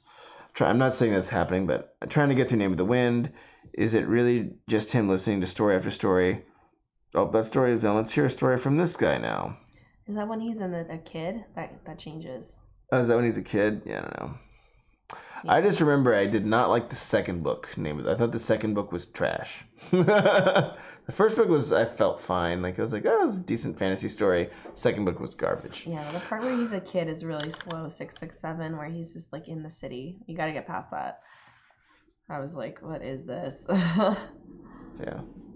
I'm okay with being harsher on published authors. I'm like, hey, people are paying for it. We can talk about what's working and what's not working about your story. And book 2 was just not working until like at the very end where it was like, okay, something's actually happening. But oh my god, he's like the dumbest character. And that's the thing. It's all these like that's what was bothering me about. That was he's really stupid. And then all that was bothering me about what's the other one? the Wheel of Time. Mm. Like, the Wheel of Time character is dumb as rocks.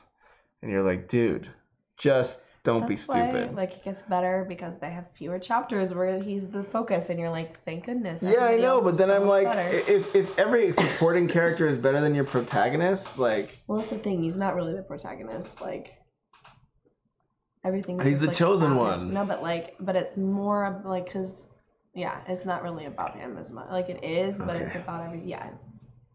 I feel the same way. Luckily, it's really just, like, the events that are caused around him and, like, people, like... dealing with all his BS.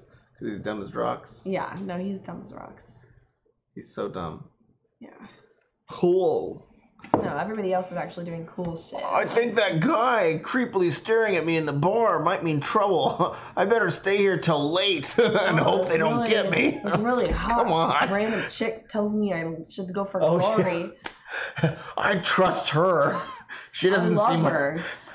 She's number one. She doesn't seem sketchy at all. She's like, don't go to the lights. Did I say something? I forgot. And like, okay, I guess she just was mumbling in her sleep.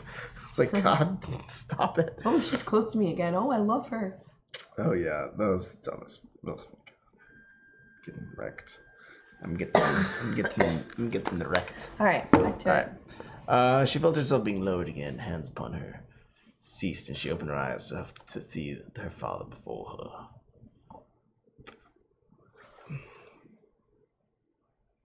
He stepped forward and took her by the shoulders, still a full head taller than his daughter.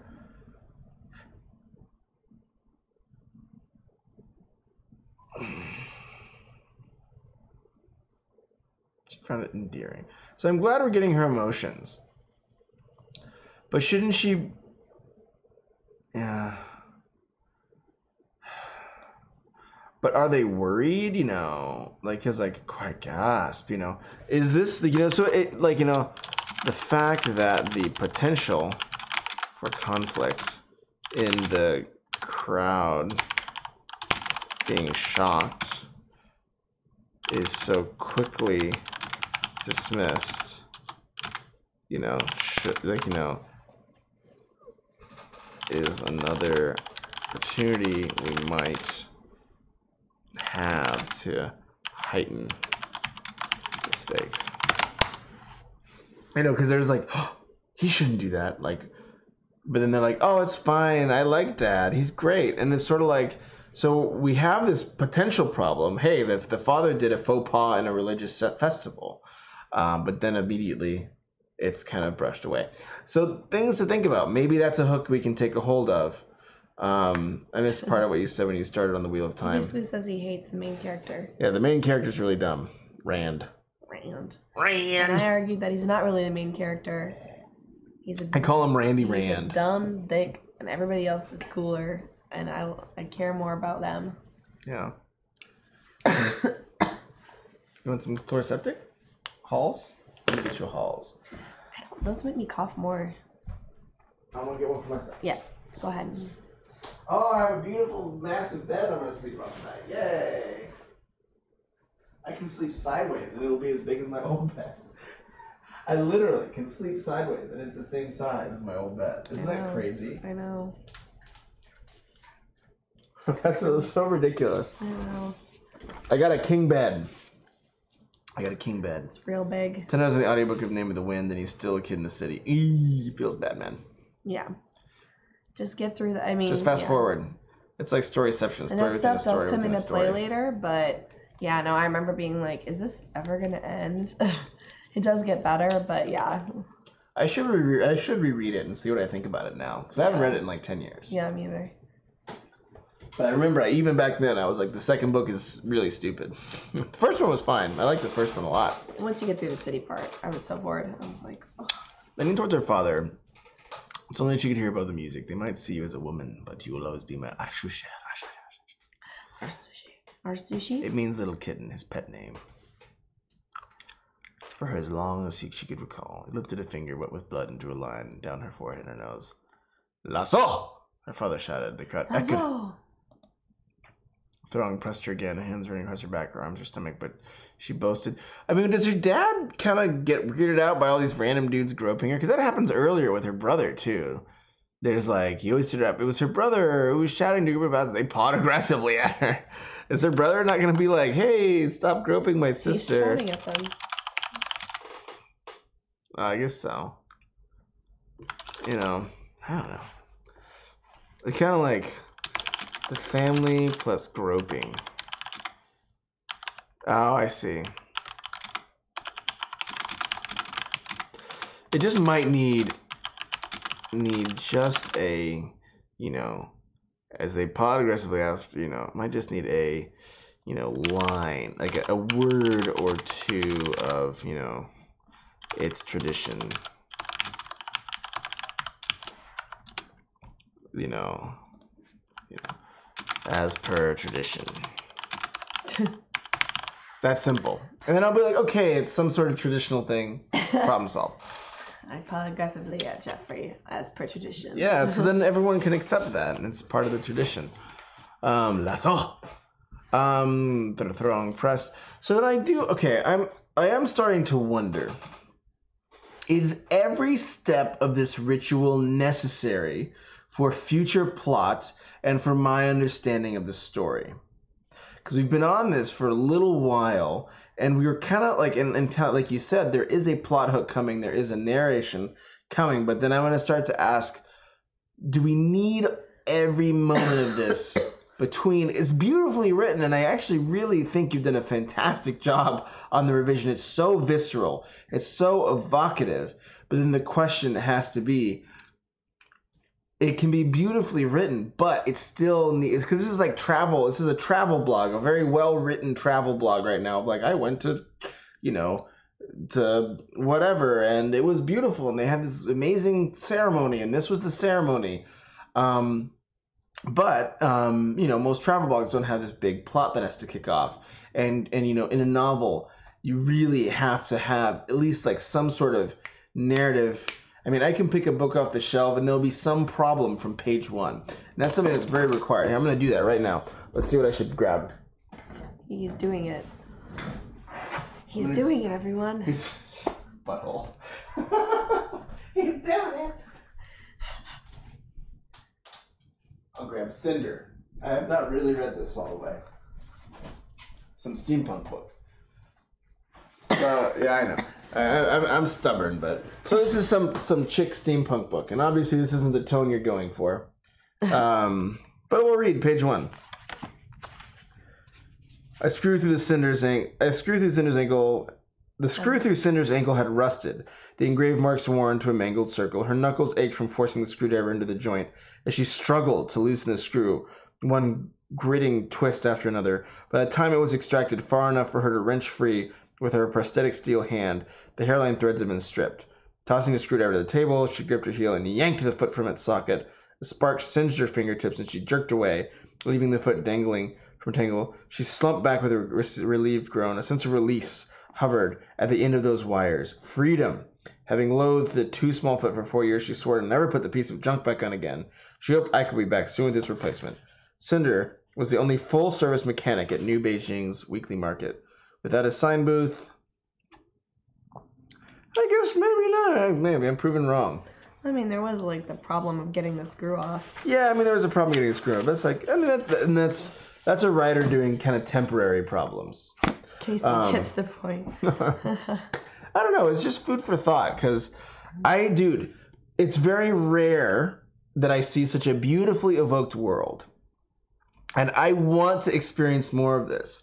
But the way that you get me to do that is like getting that hook in, even if it's hinting at it, because it's beautiful. I think this is a really fantastic world you've developed, and I think that's fantastic. What Cinder does is gets us right into the character's head right away. Yeah, it's very interior. Even if it's not like a specific goal at that point besides the screw, it is very much like her being like, I want to get this darn screw out. And there's a mystery because she's pulling off her leg. That's kind of a mystery. I will say that. Like, it really quickly throws us into what she's feeling, what she's thinking, and then kind of backs out and gives us who this person is after kind of giving us a quick insight.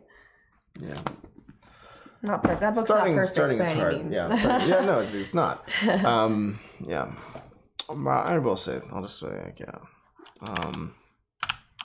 Oh my goodness gracious, what am I pressing?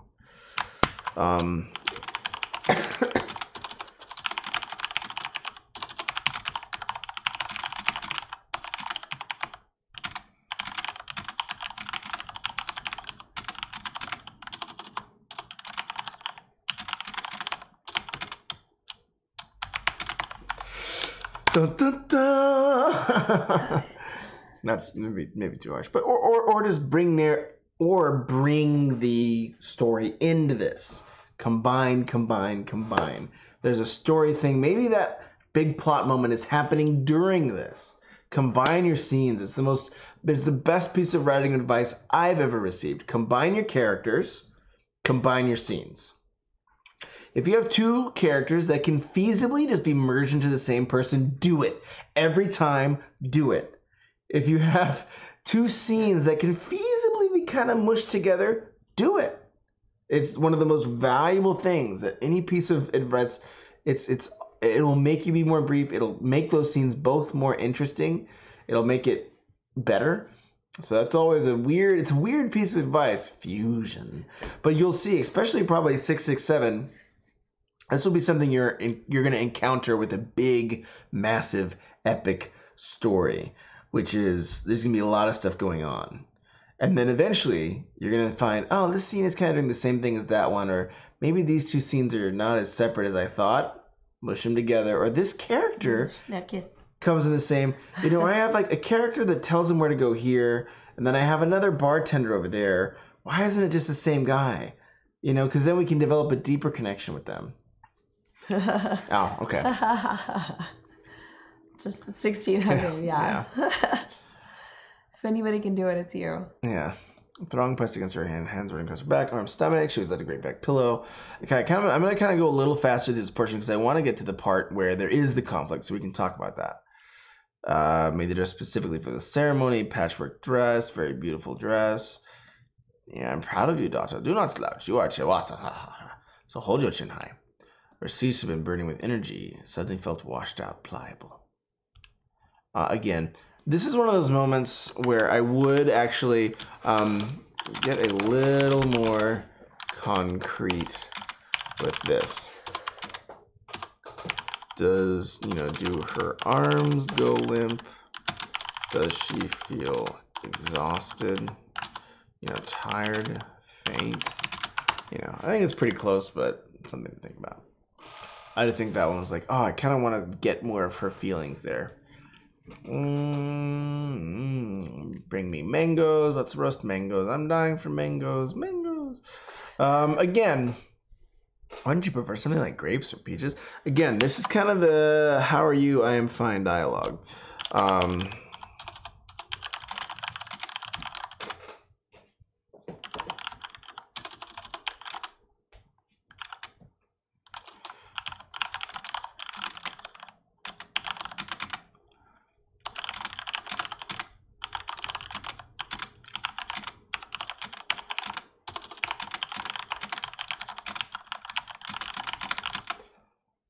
Well, it's true. There is no ladylike way to eat a mango. It's true.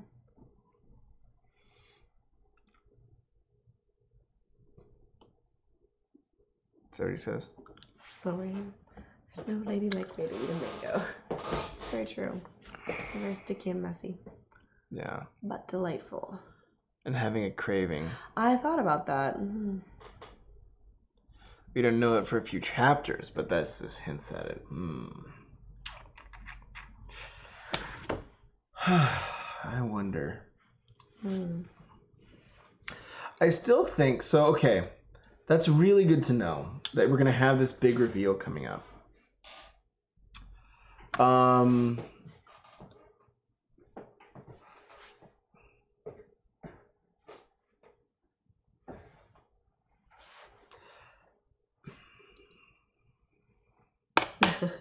You stumped him. I'm trying to think of a note.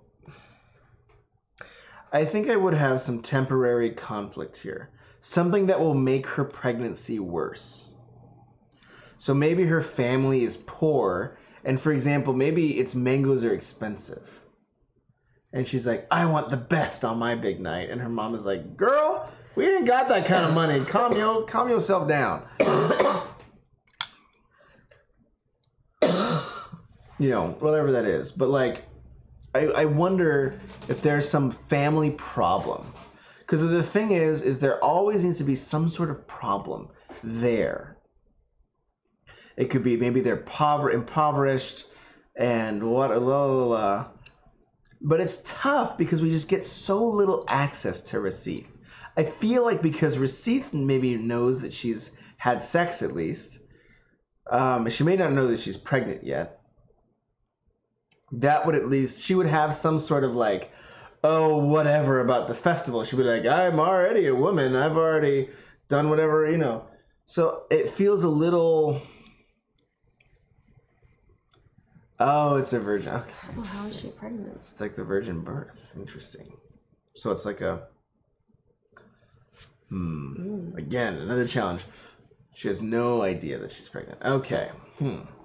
Well, then I think then the family... I would have some sort of family conflict. So one screenplay thing, and I think it works in every form, is that there should always be a problem between every character. Sort of like one of those web maps, like between her and her mom. Maybe her mom thinks she's too much of a show-off, and she thinks her mom's too uptight, and they don't get along. And then her... Yeah, exactly. I mean, I think that's exactly there. And I think that's something you just hype up and you build in earlier. Or it's like her family and the society. Where her family, like, this whole event and all this stuff that happens would be more conflict driven if we knew that this was coming out of her dad's pocket. And we get hints that he's poor because he's negotiating with these people. Keep pushing through the compasses there. The problem is that she's a victim of her culture. She's cattle to be married off. I know, but I agree. The conflict is there. She's excited about it. Yeah, but then she acts excited, and maybe she's an oblivious victim. Yeah, maybe she's oblivious. Yeah, but then we want to establish that. We want to see her naivete through her voice. Everyone thinks I'm special, hooray! And then you see like the suitors are like, another one, cruise them on through, and you can bring that irony in because you're a narrator. It's not just her POV.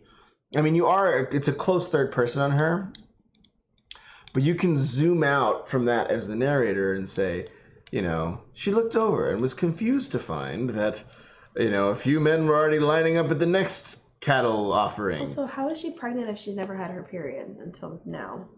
I think it's like a virgin, but I think she had her period like 3 months ago. Oh, that's right. Yeah. I think there needs to be some sort of family like something that this ceremony is complicating. Like her family is poor. Every time, you know, every freaking suitor that's there is another mouth the dad's gonna have to pay catering fees for, you know, for this event. So he's like, oh, I gotta pay like $20 a head. There's 5 heads, and that's why, and that's why the girl's disappointed because she doesn't have all these suitors. But the dad's like, I can't afford more suitors, so he's told people not to come. And maybe that's a big shameful thing, but they're really poor. And then when she has a child, that makes it worse because they're already poor. Those are some thoughts. And I know that there's a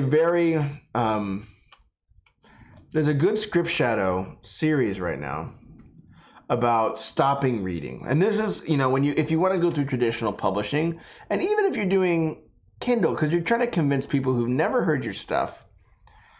Go back to the original post here. Great. Here you go.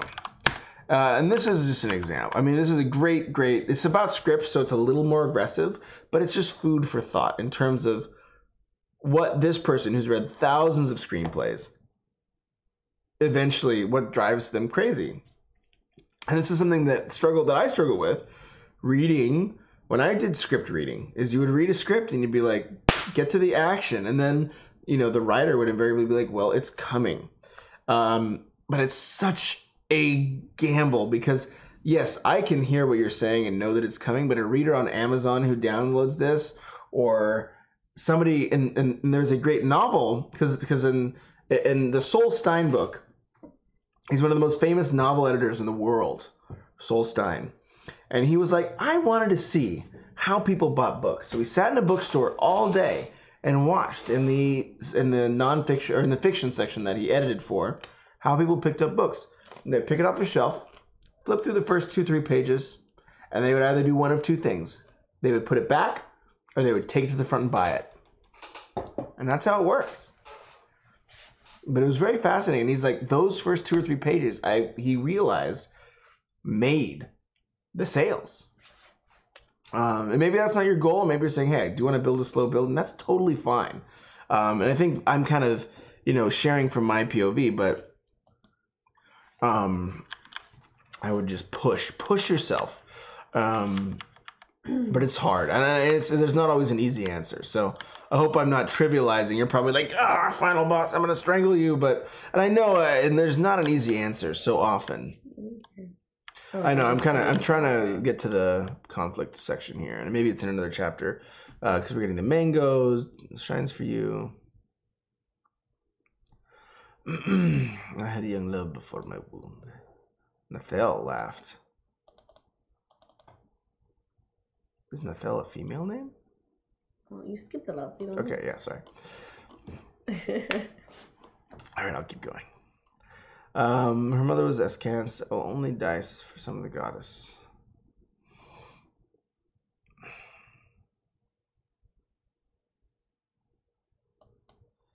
All right, so I like this. This is a good moment.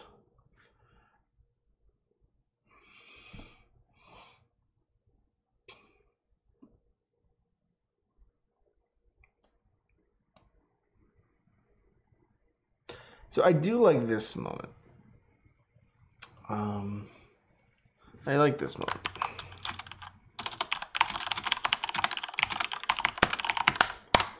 And then she's starting to challenge. I think what makes this valuable is like she's starting to like live into her womanhood and challenge the mama. Because that's kind of what it is. Is like you're saying, no, I'm your equal now. And I think that is something also that might be a good early source of conflict. And there was this great heroine's journey article that I found. I think I sent it to Fox. Let me see if I can find it. But especially if you're writing a female protagonist. Oh, here we go. Copy link address. Don't do that. Don't do here. Come on. Oh my god. Don't click on that. It's a Facebook evil link. Some freaking trackers. Alright, here's the good one. Jeez. Things I hate about the internet. Facebook. I mean, you can click on the link. It's probably fine, but it just takes super long. But that's a really great way. Because it's a different journey. It's a little different than the hero's journey, but there is this element of like separating from the feminine, and changing this women, like adapting the archetypal women's journey. And it's sort of like this distancing from like the feminine that she's always known. I'm going to alt tab, but you should read it. It's really fascinating. Later. Yeah, you sent it to me. Yeah, it's really fascinating. But it's a really valuable way of thinking about how to generate early conflict. Like maybe there is more tension with her mom. Maybe she's saying, hey, I'm my woman now, and you have to deal with it. And that's a really fascinating dynamic because I think that's where you can actually get a lot of her character out, because the one place that someone is 100% themselves is when they're arguing with their family. So you can really get to know this person by doing that. So consider.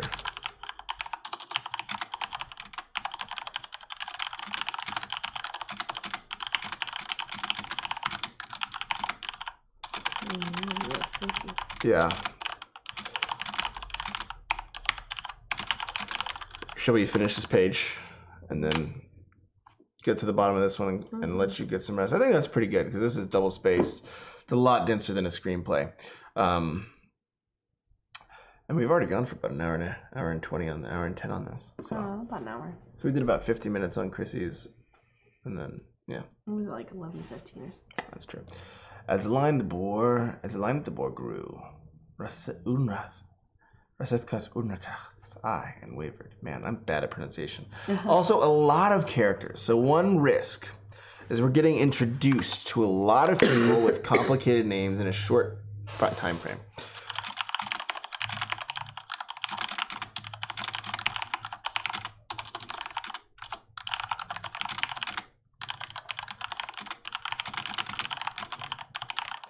I wonder if you could cut to after the party.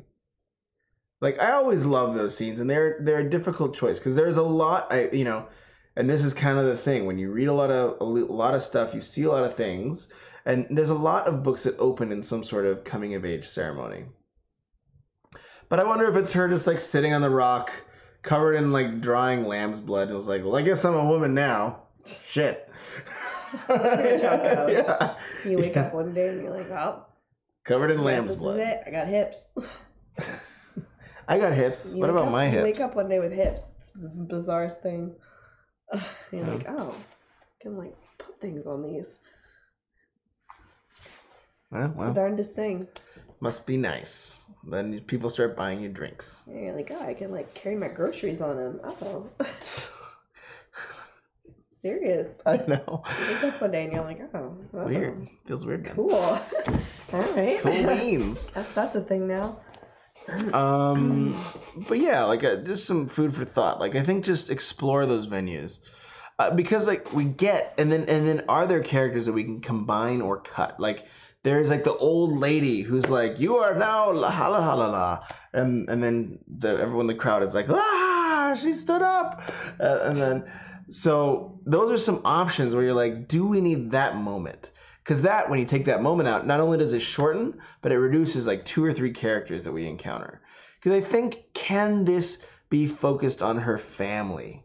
And maybe this one suitor, I think this Ukroth's guy is maybe a significant suitor for her. So no, this is a friend, a female friend. Oh, that's right.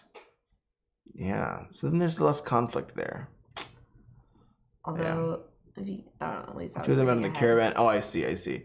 2 of them under the caravan on the same night. Her woman Carla had been terribly jealous, for though she was taller and slightly older, her body had yet to sacrifice blood.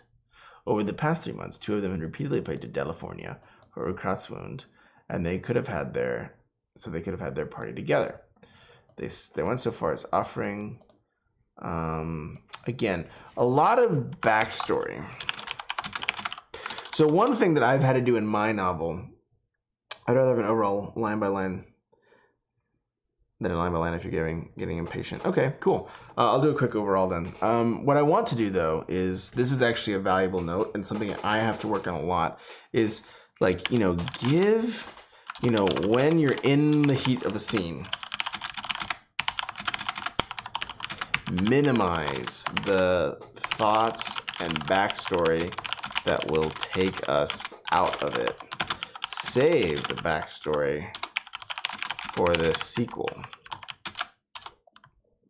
where the hero is processing. You mean after the scene? Yeah. And I had to do that in The Distributor, right? That's what happened in the beginning. I had him discovering, remember, what was going on with this little radio tower he had in his lean-to, and thinking about his family and thinking about all this stuff at the same time.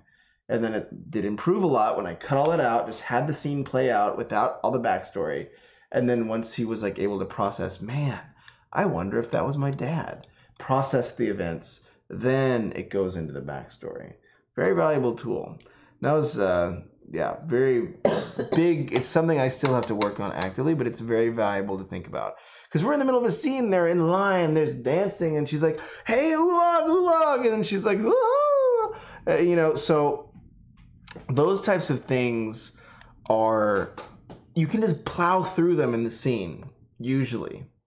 And just plow through them, and then afterwards when she's processing, like let's say she gets the big news, then it's, then she can say, what would Oolog think? We met in camp and bonded, and she was jealous about my period. Now she's going to be really mad because I'm having a kid and she's not even having a kid. So there's some really good options there when you get into the sequel. And just for those who are not familiar with the scene and sequel terminology, a scene is kind of like this. When we're in the action, it's usually very play-by-play, and there's a change of fortune at the end, you know? Like, there's a problem, there's a goal, and there's an obstacle, and they have to beat that obstacle to get the goal. And then usually, if the storytelling is going hopefully the way you want it to, they fail, or something bad happens, or they succeed, but then something else transpires that makes it worse. And then the sequel is them emotionally processing what happened. So like, oh, you know, I tried to get the golden idol out of the cave, but then, and I dodged the boulder, and I, whipped over the bridge, and I got outside, and then this guy took it from me. And then the sequel is him talking, back in his college, being like, this is Indiana Jones, by the way, him being like, I don't believe it. He got it right from under me. That dirtbag, we got to talk to the museum. He's like, I want more money. And that brings his next goal, which he's asking the other guy for more money. And he's like, well, the museum will try, and so like it's always a scene and sequel. And the sequel is where you kind of emotionally process the failure. But let's go through the overall. And I'll do a little aside. I'll do it in a comment just so I don't mess up the flow of your narrative here, because I know you wanted us to spend a little more time on the overall. I think the writing style is fantastic, and visual nature is really working. I think it sounds like you've given it some thought, done some work on it, and I think it's paying off. I think the world is well evoked and vivid. I like the characters too. I like the mom character a lot. I like the mom character and some of the secondary characters. The one downside, I think, or the improve, Racith. She's because we're not getting her thoughts, we're not getting very many, her impressions are very few and far between, and then when we do get them, they're given to us by a very zoomed out narrator, a narrator that's like, and she felt, this is a great example. Unkrath had been terribly jealous, for though she was taller and slightly older. Like, so if you can read it in a British accent, it means that you're in a zoomed out narrator usually. You can read anything in a British accent. Unkrath was her new best friend. I'm just being facetious, but, they even went to so far, but I don't get the emotion of what they're feeling. She felt so sad. Like, did she feel bad about herself? She cried because it wasn't fair that she hurt, her, I want to get her, like, we get some of her personality in the mango scene, but I think that this needs to be infused with her personality, not just peppered in. Like, she needs to be, like, using tools like free and direct discourse to have, you do that a little bit here. The new best friend, this isn't her voice. This isn't in the new zoomed out narrator. Like, this is a great example of free and direct. This is her voice. She's my new best friend. Oh my God. Like, that's her voice. And then it booms, zooms back out to narrator. The two of them had met on the caravan on the same night that her wound arrived. Ungroth had been terribly jealous, though she was taller and slightly older. Those types of adverbs, like slightly older, though she was taller and older, her body had yet to sacrifice blood. Very formal register. So that you have that great line of zoomed in, and then we pulled back out to the universal narrator. I would say, infuse the story with POV. I want to really understand how she ticks and what she thinks about everything. Because we are in a close third. We are in her point of view, and she's our point of view character in this close third person. And point of view, and just so you don't get stressed, point of view is one of the hardest things for any writer to figure out. It is one of the biggest challenges, the biggest questions. It is extremely difficult to manage point of view. It's the hardest thing. I almost would say it's the hardest thing, is how to manage point of view, when to go into the skull of a character, when to have the camera here in their eye, when to pull the camera out way above their head, when to those decisions are what make or break your novel, and they are extremely difficult.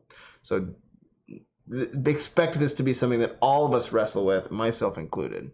I would say we need some sort of present and active problem here that is at least on R's mind regularly. Can my dad afford this? Can he pay for this? And I'm going to give you another tip, which is, try having her ask questions in thought. What will X say? Those are that's like that's like the step into interiority. So if you're getting used to okay, I'll give you an example. I'll go up to the suitor thing that I was talking about. Oh my God, she's dying. She's dying. Confirmed. Don't die.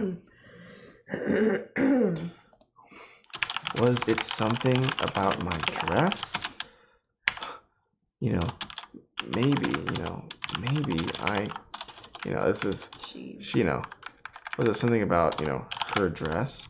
Maybe her, eyeshadow, shadow was off color. That's an example of this is a very silly example of using questions to start driving for her perspective. I think that's what we're missing, is we're missing her perspective in a lot of these things. I might write that in here to be a little bit more clear. We are missing her perspective a little. I'm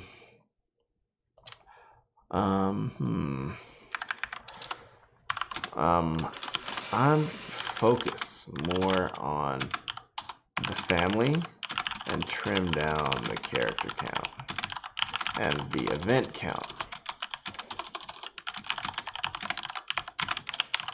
There's only one moment in this festival. Bugsy, go to bed. Yeah, I know. Am I looking sleepy as this reading? Yeah. There's only one. There's only. I'll get my things together. I'm your ruthless. sternness. Yeah, I'm ruthless. I'm keep editing. We don't stop until you're crying. Yeah, but really though. I focus more on the family and trim down the character count and the event count. Maybe there's only one moment. So yeah, we have a lot of moments in this festival. We have the old lady moment. We have the brother lifting her up moment. We have the mom and the mango moment. We have all these moments, but there's not this driving conflict that's escalating. You want to start a snowball from page 1. You want something to go wrong. And that makes something else go wrong. And it gets worse. That makes something else go wrong. And it makes something else go wrong. You're looking for everything horrible to start snowballing to your characters. And that sounds horribly cruel, and I know it is. But that's the only way they're going to change. I think one thing is I want to get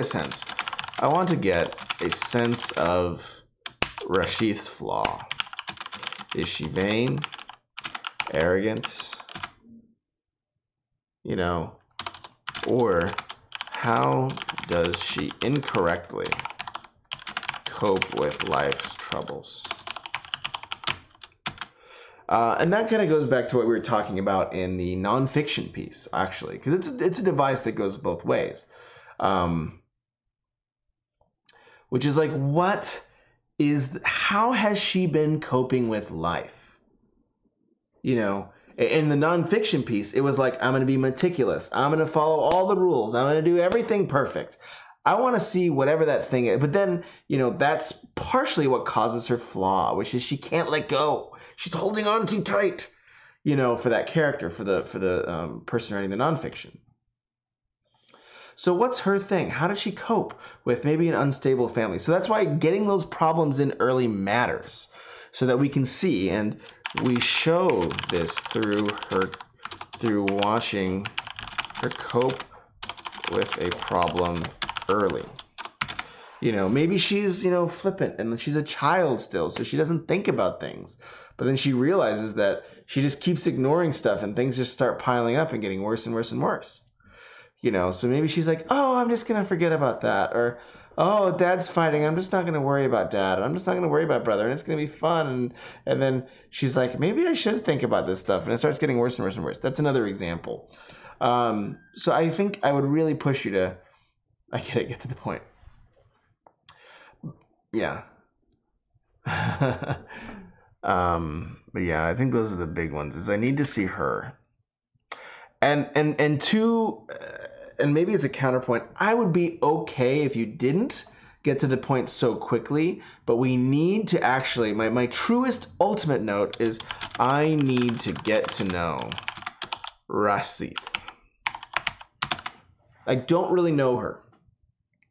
And there's ways you can know her through her voice. So that's what I'm trying to say. To me, the biggest problem is I don't know Rasith. The two strategies that might help you solve that problem is giving us her voice through indirect discourse, through all these other tools, or letting us watch her act through conflict. Those would be the two big things. Other than that, dude, I think it's working really well. It's a beautiful story. It's a really well-evoked world. Like, so I'm kind of... The only thing that I think I'm missing is Rasith. And maybe trimming down. There's just a lot going on. So, like, you know, there is a lot happening. He gets it. And a lot of people. I know. I don't want to beat it over the horse. You know, beat a dead horse. A lot of people. So maybe trim just for sanity and memory's sake. And memory's sake. Not even plot. He just gets excited and likes talking about it. I know. It's a big thing because I know it's like one of those things where like once it clicks, it's so, at least for that story, once it just like works in that story, it works so well and it transforms. It's like those little things. I just need to get to know Rasith, I think, is my big thing. And I think the two ways to do it, like I said, interiority. Give us her thoughts. That's a way that we can get to know her. And I would sit through that whole thing if Rasith was commenting on it. I wouldn't care if she had this funny commentary going on because that'd be entertaining. Or have conflict. And then I can see, oh God, this is how Rasith deals with problems. I get to know her that way. That would be all I'm saying. Anyways, you're awesome. Thank you so much for being patient with me and taking so long to get around to editing this. I apologize. But he was thorough. I wanted to be extra thorough for you, Casey, because I want you to know how much I really value you. I think this is such a great story. I think, honestly, you've gotten through, like, you know, I always say the first phase of learning to write is just learning to construct prose in a beautiful way and to make the prose itself make me want to read. And I think you've gotten that. The prose itself works. It sounds great. It's a visual, a well-evoked world.